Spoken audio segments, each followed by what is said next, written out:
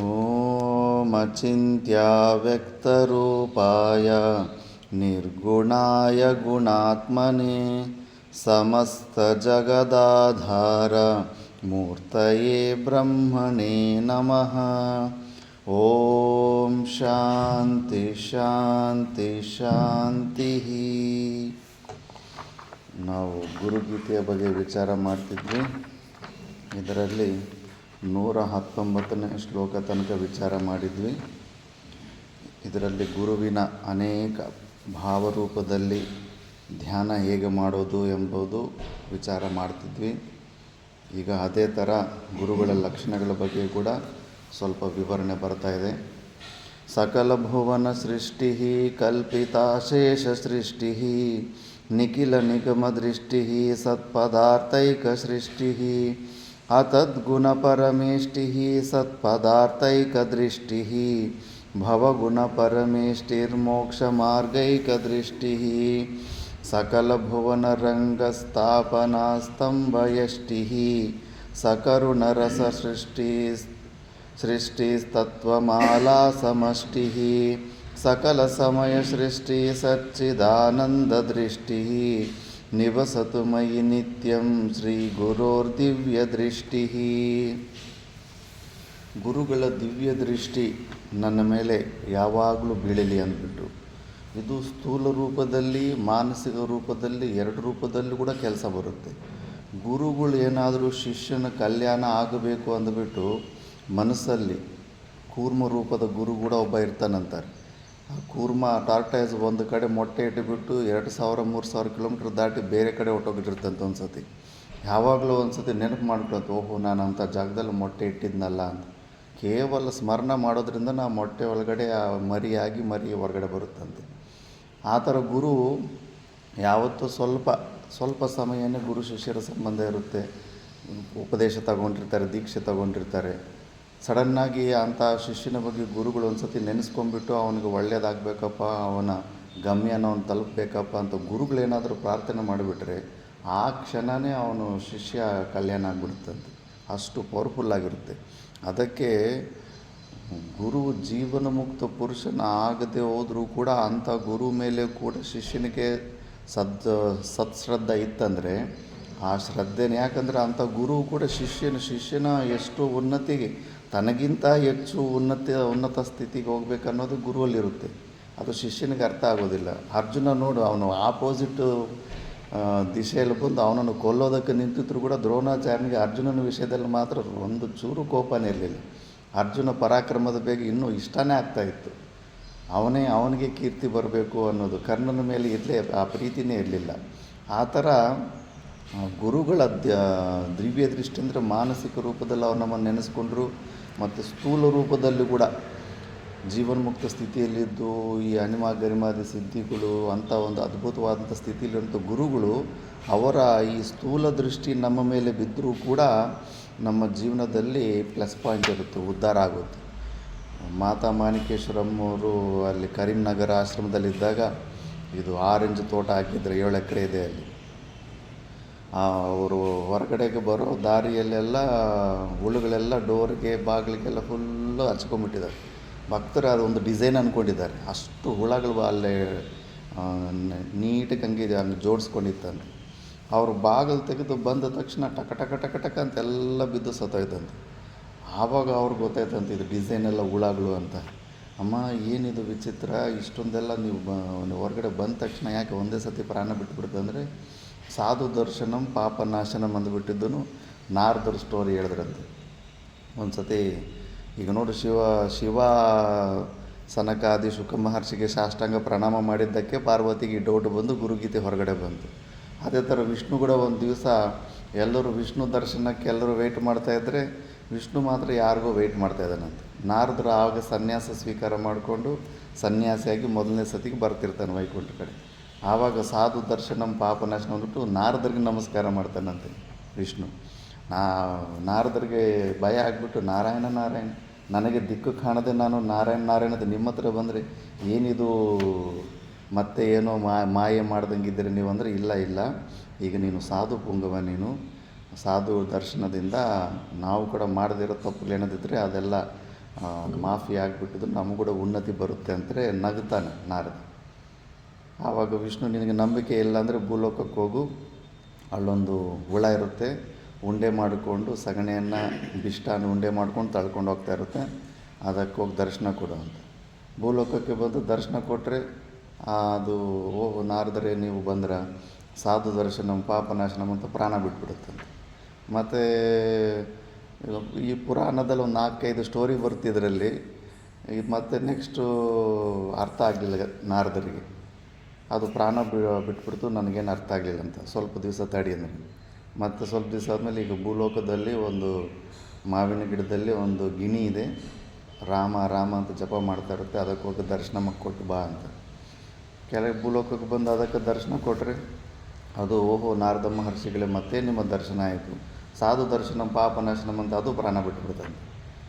ಮತ್ತು ನಾರದರಿಗೆ ಭಯ ಆಯ್ತಂತೆ, ಮತ್ತು ನನ್ನ ಕೈಲಿ ಯಾವುದೋ ಹೊಸ ನಾಟಕ ಮಾಡಿಸ್ತವ್ರೆ ಅಂದ್ಬಿಟ್ಟಿದ್ದೂ, ಗುರುಗಳೇ ಏನಾದರೂ ತಪ್ಪು ಮಾಡಿದರೆ ಕ್ಷಮೆ ಮಾಡಿಬಿಡಿ, ನನ್ನ ಕೈಲಿ ಏನೋ ಮಾಡಿಸ್ತಿದ್ದೀರಿ ನೀವು ಅಂದರೆ, ಇಲ್ಲ ಸ್ವಲ್ಪ ದಿವಸ ತಡಿ ಅಂದರೆ. ಸ್ವಲ್ಪ ದಿವಸ ಆದಮೇಲೆ ಭೂಲೋಕಕ್ಕೆ ಒಬ್ಬ ರಾಜನಿಗೆ ಗಂಡು ಮಗು ಆಗಿದ್ದಾನೆ, ಹೋಗಿ ಅವನಿಗೆ ದರ್ಶನ ಕೊಟ್ಟು ಬಾ ಅಂತ.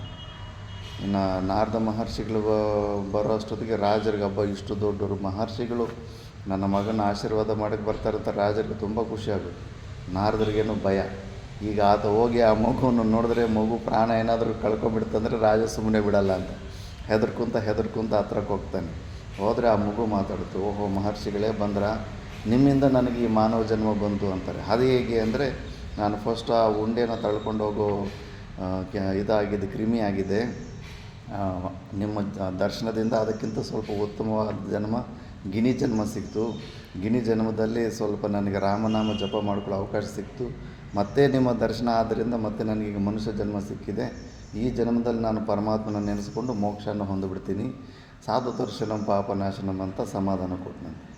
ಅಂದರೆ ಅದು ಸ್ಥೂಲ ದೃಷ್ಟಿಯಿಂದ ಕೂಡ ಅಷ್ಟು ಯೋಗ್ಯವಾದಂಥ ಗುರು ಇದ್ದರೆ, ಅಂಥ ಗುರುವಿನ ದೃಷ್ಟಿ ಬಿದ್ದರೆ, ಅಂತ ದೃಷ್ಟಿ ಅಂದರೆ ಹೋಗೋಗಿ ಅಡ್ಡ ಹೋಗಿ ನಿಂತ್ಕೊಳ್ಳೋದಲ್ಲ, ಡಿಸ್ಟರ್ಬ್ ಅವ್ರ ದೃಷ್ಟಿ ನನ್ನ ಬೀಳಿ ಅಂತ. ಅಂದರೆ ಅವ್ರ ಕೃಪೆಗೆ ಪಾತ್ರರಾಗಬೇಕು. ಅವ್ರ ಕೃಪೆಗೆ ಪಾತ್ರರಾಗ್ಬಿಟ್ರೆ ಅವ್ರದ್ದೊಂದು ದೃಷ್ಟಿ ಸಾಕು, ನಮ್ಮಲ್ಲಿರೋ ಎಲ್ಲ ಪಾಪಗಳನ್ನೆಲ್ಲ ಸಂಹಾರ ಮಾಡಿಬಿಟ್ಟು ನಮಗೆ ಅಂತಃಕರಣ ಶುದ್ಧಿಯನ್ನು ಕೊಡಿಸಿ ಮೋಕ್ಷ ಕೊಡಿಸೋಷ್ಟು ಸಾಮರ್ಥ್ಯ ಇರುತ್ತೆ ಅಂದ್ಬಿಟ್ಟು.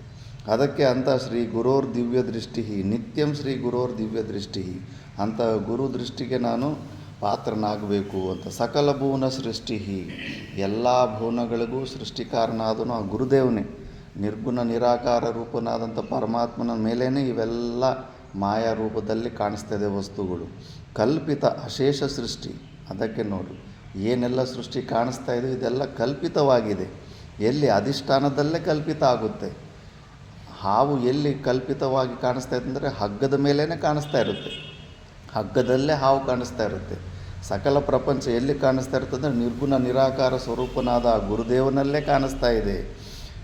ನಿಖಿಲ ನಿಗಮ ದೃಷ್ಟಿ, ಎಲ್ಲ ನಿಗಮಗಳು ಆಗಮಗಳು ಎಲ್ಲ ವೇದ ಎಲ್ಲ ಕೂಡ ವೇದದ ಸಾರವೇ ಈ ಮೋಕ್ಷ. ಧರ್ಮಾರ್ಥ ಕಾಮ ಮೋಕ್ಷ ಪುರುಷಾರ್ಥೇಶು ಮೋಕ್ಷ ಏವ ಪರಮ ಪುರುಷಾರ್ಥ. ಆ ಸಾರಭೂತವಾದಂಥದ್ದು ಈ ಗುರುದೇವರೇ. ಇದ್ರ ಬಗ್ಗೆನೇ ಹೇಳ್ತಾ ಇದ್ದಾವೆ. ಸತ್ಪದಾರ್ಥೈಕ ದೃಷ್ಟಿ, ಇರೋದು ಒಂದೇ ಒಂದು ತ್ರಿಕಾಲಾಬಾಧ್ಯತ್ವ ಸತ್ತು ಅಂತ ಪದಾರ್ಥದ ಪದಾರ್ಥೈಕ ಸೃಷ್ಟಿ. ಮತ್ತು ಅತದ್ಗುಣ ಪರಮೇಷ್ಟಿ, ಗುಣಗಳೇ ಇಲ್ಲ.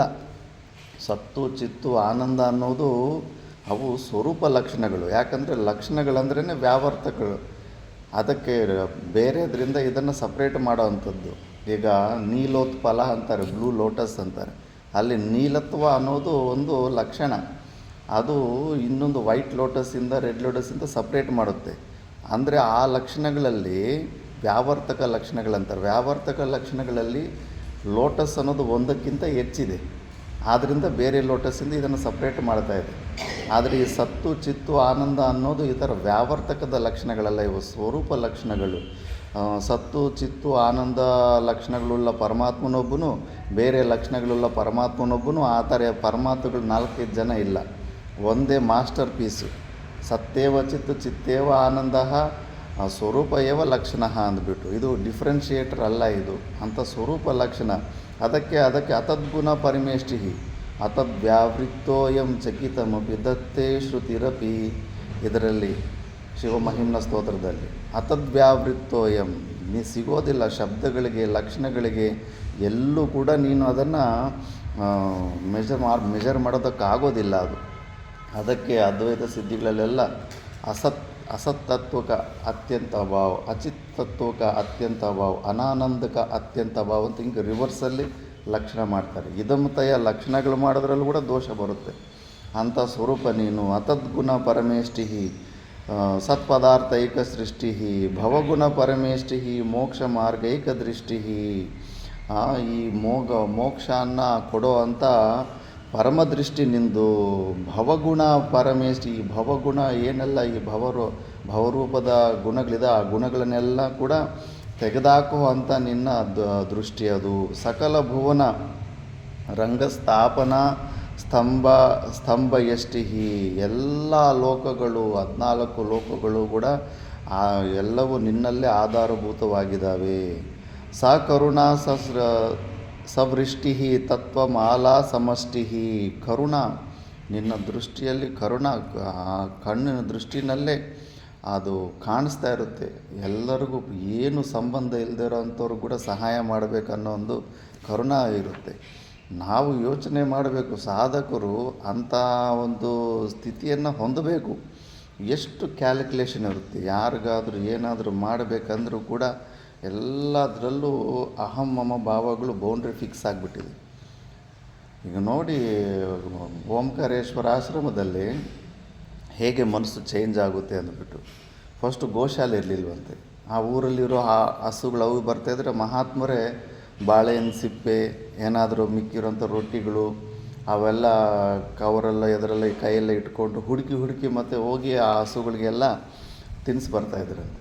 ಮತ್ತು ಆಶ್ರಮದಲ್ಲಿ ಒಂದು ಆಶ್ರಮ ಆದಮೇಲೆ ಬೇರೆ ಹಸುಗಳು ಹೊರಗಡೆ ಬರ್ತಾಯಿದ್ರೆ ಕಟ್ಟಿಗೆ ತೊಗೊಂಡು ಓಡಿಸ್ತಾ ಇದ್ರಂತೆ. ಬಂದುಬಿಡ್ತಾ ಇಲ್ಲ ಅಲ್ಲ, ಅದು ನನ್ನ ಹಸು, ಅವ್ರು ಬೇರೆಯವ್ರ ಹಸು ಅಂದ್ಬಿಟ್ಟು. ಪ್ರತಿ ಜಾಗದಲ್ಲೂ ಸ್ವಾರ್ಥಗಳು ಬಂದುಬಿಡ್ತಾ ಇರ್ತವೆ, ಬೌಂಡ್ರೀಸ್ ಫಿಕ್ಸ್ ಮಾಡಿಬಿಡ್ತಾ ಇರ್ತೀವಿ. ಗುರುಗಳದ್ದು, ಸದ್ಗುರು ದೇವ್ರದ್ದು ಹಾಗಿರೋದಿಲ್ಲ. ಚಂದ್ರಶೇಖರ ಭಾರತೀ ಸ್ವಾಮೀಜಿ ಅವ್ರದ್ದು ಅತ್ಯಂತ ಅದ್ಭುತವಾದಂಥ ಸ್ಥಿತಿಯವರು. ಆ ಸ್ಥಿತಿಯಲ್ಲಿದ್ದರೆ ಯಾರೋ ಒಬ್ಬರು ಮಗಳ ಮದುವೆ ಮಾಡೋದಕ್ಕೆ ತುಂಬ ಬಡತನ ಇದೆ, ಗುರುಗಳೇ ಏನಾದರೂ ಸಹಾಯ ಮಾಡಿ ಅಂತ ಕೇಳಿದ್ರೆ, ಮತ್ತು ಆ ಸೆಕ್ರೆಟರಿನ ಮ್ಯಾನೇಜರ್ ಇರ್ತಾರಲ್ಲ, ಅವ್ರ ಕೈ ತೋರಿಸ್ಬಿಟ್ಟಿದ್ದನ್ನೇ ನೋಡಪ್ಪ ಏನೋ ಸಹಾಯ ಅಂತ ನೋಡಿ ಮಾಡಿ ಅಂದರೆ ಅವ್ರು ಯಾಕೆ ಮಾಡ್ತಾರೆ? ಅದಂತೂ ಟ್ರಸ್ಟ್ ಇದ್ದಂಗೆ. ಅದು ಹೋಗ್ಬಿಟ್ಟಿದ್ದನು, ನಾನೇನದು ಹೇಳಿದೆ ನಿಮಗೆ ಮಗಳು ಹುಡ್ಸು ಅಂತ, ಇಲ್ಲಿ ಬರ್ತೀರಾ ಹಂಗೆ ಹಿಂಗೆ ಅಂದ್ಬಿಟ್ಟು ಕೋಪದಿಂದ ಮಾಡಿಬಿಟ್ಟಿದ್ದು 5 ರೂಪಾಯಿ ಕೊಡ್ತಾನಂತೆ. ಮತ್ತು ಆ 5 ರೂಪಾಯಿ ತಗೊಂಡೋಗಿ ಆತ ಇದರಿಂದ ಏನಾಗುತ್ತೆ ಅಂದ್ಬಿಟ್ಟು ಮತ್ತೆ ವಾಪಸ್ ಹೋಗ್ಬಿಟ್ಟಿದ್ದನು, ಗುರುಗಳ ಹತ್ರ ಹೋಗ್ಬಿಟ್ಟಿದ್ದನು. 5 ರೂಪಾಯಿ ಮತ್ತೆ ದಕ್ಷಿಣೆಗೆ ಹಾಕ್ಬಿಡ್ತಾನಂತೆ. ಏನಾಯಿತು ಹೋಗಿದ್ರಲ್ಲ ಮತ್ತೆ ಇಲ್ಲಿ ಬಂದ್ರಲ್ಲ ಅಂದರೆ, ಹಿಂಗೆ ಹೋದರೆ ಹಿಂಗೆ 5 ರೂಪಾಯಿ ಕೊಟ್ಟಿದ್ದಾರೆ ಅಂದರೆ, ಅಲ್ಲಿ ಅವರು ಕಾಲು ಮುಗಿದು ಪಕ್ಕದಲ್ಲಿ ಒಂದು ಪ್ಲೇಟಲ್ಲಿ ಹಾಕ್ತಾರಲ್ಲ, ಅದ್ರ ಮೇಲೆ ಅಲ್ಲಿರೋ ಶಂಕರಾಚಾರ್ಯರಿಗೆ ಪೂರ್ಣ ಸ್ವತಂತ್ರತೆ ಇರುತ್ತಂತೆ. ಮಿಕ್ಕಿದ್ದು ಆಫೀಸಲ್ಲಿ ಕಟ್ಟೋ ಡೊನೇಷನ್ ಅದಕ್ಕಿದೆಲ್ಲ ಅದು ಅವ್ರದ್ದು ಟ್ರಸ್ಟ್ ಥರ ಏನಿರುತ್ತೆ ಅದು ಇರುತ್ತೆ, ಅದರಲ್ಲಿ ಏನು ಅಧಿಕಾರ ಇರೋದಿಲ್ಲ. ಅದಕ್ಕೆ ಆ ದಕ್ಷಿಣ ಇಟ್ಟಿರ್ತಾರಲ್ಲ, ಅದನ್ನೆಲ್ಲ ಹಿಂಗೆ ಬಾಚಿ ತೊಗೊಂಡಿದ್ದನ್ನು ಸೆರಗಿಡಿಯಮ್ಮ ಅಂದ್ಬಿಟ್ಟಿದ್ದನ್ನು ಬಾಚಿ ಎತ್ತಿ ಕೊಟ್ಬಿಟ್ರಂತೆ. ಹಂಗಿರುತ್ತೆ ಸದ್ಗುರುಗಳ ಮನಸ್ಸು, ಹಂಗಿರುತ್ತೆ. ಸುಮ್ಮನೆ ಸ್ವಾರ್ಥವಾಗಿ ನನ್ನ ಆಶ್ರಮ, ನನ್ನವರು, ನನ್ನ ಭಕ್ತರು, ಇವ್ರಿಗೆ ಮಾತ್ರನೇ ಸಹಾಯ ಮಾಡ್ತೀನಿ, ಅವ್ರಿಗೆ ಯಾಕೆ ಸಹಾಯ ಮಾಡಬೇಕು? ಇವೆಲ್ಲ ಗಲೀಜು ಬುದ್ಧಿ, ಇದೆಲ್ಲ ಪರಿಚಿನ್ನ ಬುದ್ಧಿ. ಆ ಬುದ್ಧಿಯನ್ನೆಲ್ಲ ಕಳ್ಕೊಂಬಿಡಬೇಕು. ಮಹಾಪುರುಷರ ಮನಸ್ಸು ಹೆಂಗಿದೆಯೋ ಅವರು ಸ್ವಾಭಾವಿಕವಾಗಿ ಅವ್ರಿಗಿದ್ದರೆ ನಾವು ಪ್ರಯತ್ನದಿಂದ ಅಂಥ ಅದ್ಭುತವಾದಂಥ ಮನಸ್ಸನ್ನು ತಯಾರು ಮಾಡ್ಕೋಬೇಕು. ಯಾವುದೇ ಒಂದು ಭೇದ ಬುದ್ಧಿಗೆ, ಯಾವುದೇ ಒಂದು ಬೌಂಡ್ರಿಗೆ ಅವಕಾಶ ಕೊಡಬಾರ್ದು. ಆವಾಗ ಸಿಗುತ್ತೆ ಮೋಕ್ಷ. ಅದು ಸುಮ್ಮನೆ ಸಿಕ್ಬಿಡುತ್ತಂದರೆ ಆಗೋದಿಲ್ಲ. ಪ್ರತಿ ಕ್ಷಣ ಬಂದುಬಿಡ್ತಾ ಇರ್ತದೆ, ನಾವು ಬೇರೆಯವರು, ಅವ್ರು ಬೇರೆಯವರು, ಇವ್ರು ನಮ್ಮ ಆಶ್ರಮದ ಭಕ್ತರಲ್ಲ, ಅವ್ರು ಬೇರೆ ಆಶ್ರಮದ ಭಕ್ತರು, ಇವೆಲ್ಲ ಬಂದುಬಿಡ್ತಾ ಇರ್ತದೆ. ಮಹಾಪುರುಷರದ್ದು ಹಂಗಿರೋದಿಲ್ಲ. ಏನು ಅವ್ರಿಗೆ ಶರೀರದಲ್ಲೇ ಅವಸರ ಇರೋದಿಲ್ಲ, ಮತ್ತು ಇನ್ನು ಮಿಕ್ಕಿದ ವಸ್ತುಗಳಲ್ಲಿ ಅವಸರ ಎಲ್ಲಿ ಕಾಣಿಸುತ್ತೆ? ಅಂಥ ಕರುಣಾ ಸವೃಷ್ಟಿ ತತ್ವಮಾಲಾ ಸಮಷ್ಟಿ ಅಂದ್ಬಿಟ್ಟು ಒಂದೆಲ್ಲ ಅವರು ಲೀಲೆಗಳು. ಚಂದ್ರಶೇಖರ ಭಾರತೀ ಸ್ವಾಮೀಜಿ ಅವ್ರದ್ದು ಅದ್ಭುತವಾದಂಥ ಲೀಲೆಗಳು ನಡೆದಿರ್ತಾವೆ ಅಲ್ಲಿ. ಅವ್ರಿಗೆ ಗೊತ್ತಾಗೋದಿಲ್ಲ, ಅವರು ತ್ರಿಕಾಲ ಜ್ಞಾನಿಗಳಾಗಿರ್ತಾರೆ. ಅವರು ಇನ್ನೂ ಸಾಮಾನ್ಯವಾಗಿ ಕಡಿಮೆ ಹಂಚನೆ ಹಾಕ್ಕೊತಾನೆ ಇರ್ತಾರೆ. ಯಾರ್ದೋ ಒಬ್ಬರು ಸತಿ ಒಬ್ಬ ಹೆಂಗಸು ಒಂದು ಗೋಲ್ಡ್ ಚೈನ್ ಏನೋ ಯಾರೋ ಕದ್ದು ಬಿಟ್ಟಿರ್ತಾರೆ. ಕದ್ದು ಬಿಟ್ಟಿದ್ರೆ ಎಲ್ಲರಿಗೂ ಸ್ವಾಮೀಜಿಯವರು ನೀನು ಇಲ್ಲಿ ಬಾಮ ಇಲ್ಲಿ ನಿಂತ್ಕೊಂಡ್ಬಿಟ್ಟಿದ್ದನ್ನು ಮಿಕ್ಕಿದವ್ರಿಗೆ ಪ್ರಸಾದ ಕೊಡೋದಕ್ಕೆ ಸ್ಟಾರ್ಟ್ ಮಾಡಿದ್ರು. ಒಬ್ಬ ಹೆಂಗಸು ಬಂದಾಗ ಕೊಟ್ಟುಬಿಡು ಅದು ಗೋಲ್ಡ್ ಚೈನ್ ಕೊಟ್ಟುಬಿಡು ಅಂತಂತೆ. ಇಲ್ಲ ಹಂಗೆ ಹಿಂಗೆಲ್ಲ ಅಂದರೆ ಇನ್ನೊಂದು ಸತಿ ಹೇಳೋದಿಲ್ಲ, ಕೊಟ್ಟುಬಿಡು, ಅದು ತಗೊಂಡ್ರೆಗನ ನಿನ್ನ ಪ್ರಾಣನೇ ಹಾನಿ ಆಗುತ್ತೆ ನೋಡಂತ. ಮತ್ತೆ ತೆಗೆದು ಕೊಟ್ಟುಬಿಟ್ಲಂತೆ. ಕೊಟ್ಬಿಟ್ಟ ಮೇಲೆ ಮತ್ತು ಯಾರು ಕಳ್ಕೊಂಡಿದ್ಲೋ ಆಕೆಗೆ ವಾರ್ನಿಂಗ್ ಕೊಟ್ರಂತೆ. ಆವತ್ತು ಏನು ತಪ್ಪು ಮಾಡಿರ್ತಾಳೆ ಅಂದರೆ ಶೃಂಗೇರಿದಲ್ಲಿ ಇರ್ತಾಳಂತೆ. ಇದರ ಗುರುಗಳು ದರ್ಶನ ತಗೋಬೇಕು ಅಂದ್ಬಿಟ್ಟಿದ್ದನು ಗಂಡ ಯಾವುದೋ ಉದ್ಯೋಗಕ್ಕೆ ಹೋಗ್ತಾ ಇರ್ತಾನೆ. ಗಂಡ ಸ್ವಲ್ಪ ಮಧ್ಯಾಹ್ನ ಟಿಫಿನ್ ಏನಾದರೂ ಪ್ಯಾಕ್ ಮಾಡಿಕೊಡು ಅಂದರೆ ನಿನಗೆಲ್ಲ ಪ್ಯಾಕ್ ಗೀಕ್ ಮಾಡ್ಕೊಂಡ್ರೆ ನನಗೆ ಅಲ್ಲಿ ದರ್ಶನ ಮಿಸ್ ಆಗೋಗ್ಬಿಡುತ್ತೆ, ಗುರುಗಳ ದರ್ಶನ ಅಂದ್ಬಿಟ್ಟಿದ್ದನು ಲಂಚ್ ಬಾಕ್ಸ್ ಪ್ಯಾಕ್ ಮಾಡಿಕೊಡ್ತಿರೇ ಬಂದುಬಿಟ್ಟಿರ್ತಾಳೆ. ಪತ್ನಿಗೆ ಪತಿಯೇ ಧರ್ಮವಾಗಿ ವ್ರತವಾಗಿರಬೇಕು. ದೇವರು ಇಲ್ಲಿ ಈ ಶರೀರದಲ್ಲ ಅಲ್ಲೇ ನೋಡ್ಕೋಬೇಕಾಗಿತ್ತು ನೀನು, ಅದು ಉಲ್ಲಂಘನೆ ಮಾಡಿ ಬಂದಿದ್ದರಿಂದ ಈ ಅನರ್ಥ ಆಗಿರೋದು, ಇನ್ನೊಂದು ಸತಿ ತಪ್ಪು ಮಾಡಬೇಡ ಅಂತ ಕಳ್ಕೊಂಡು ಆಕೆ ಹೇಳ್ದಂತೆ. ಅಂಥ ತ್ರಿಕಾಲದರ್ಶಿ ಅವರು, ಒಂದಲ್ಲ ಇಂಥದ್ದೊಂದು 100, 300, 400 ಮಹಿಮೆಗಳು ನಡೆದಿರ್ತಾರೆ.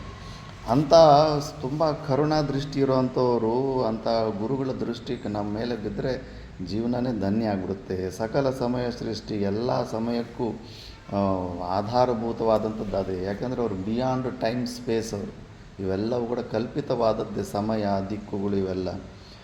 ನಿವಸತು ಮೈ ನಿತ್ಯಂ ಶ್ರೀ ಗುರೋರ್ ದಿವ್ಯ ದೃಷ್ಟಿ. ಅಂತಹ ಗುರುಗಳ ದಿವ್ಯ ದೃಷ್ಟಿ ನನ್ನ ಮೇಲೆ ಬೀಳಬೇಕು ಅನ್ನೋದು ಪ್ರಾರ್ಥನೆ ಮಾಡ್ಕೋಬೇಕು.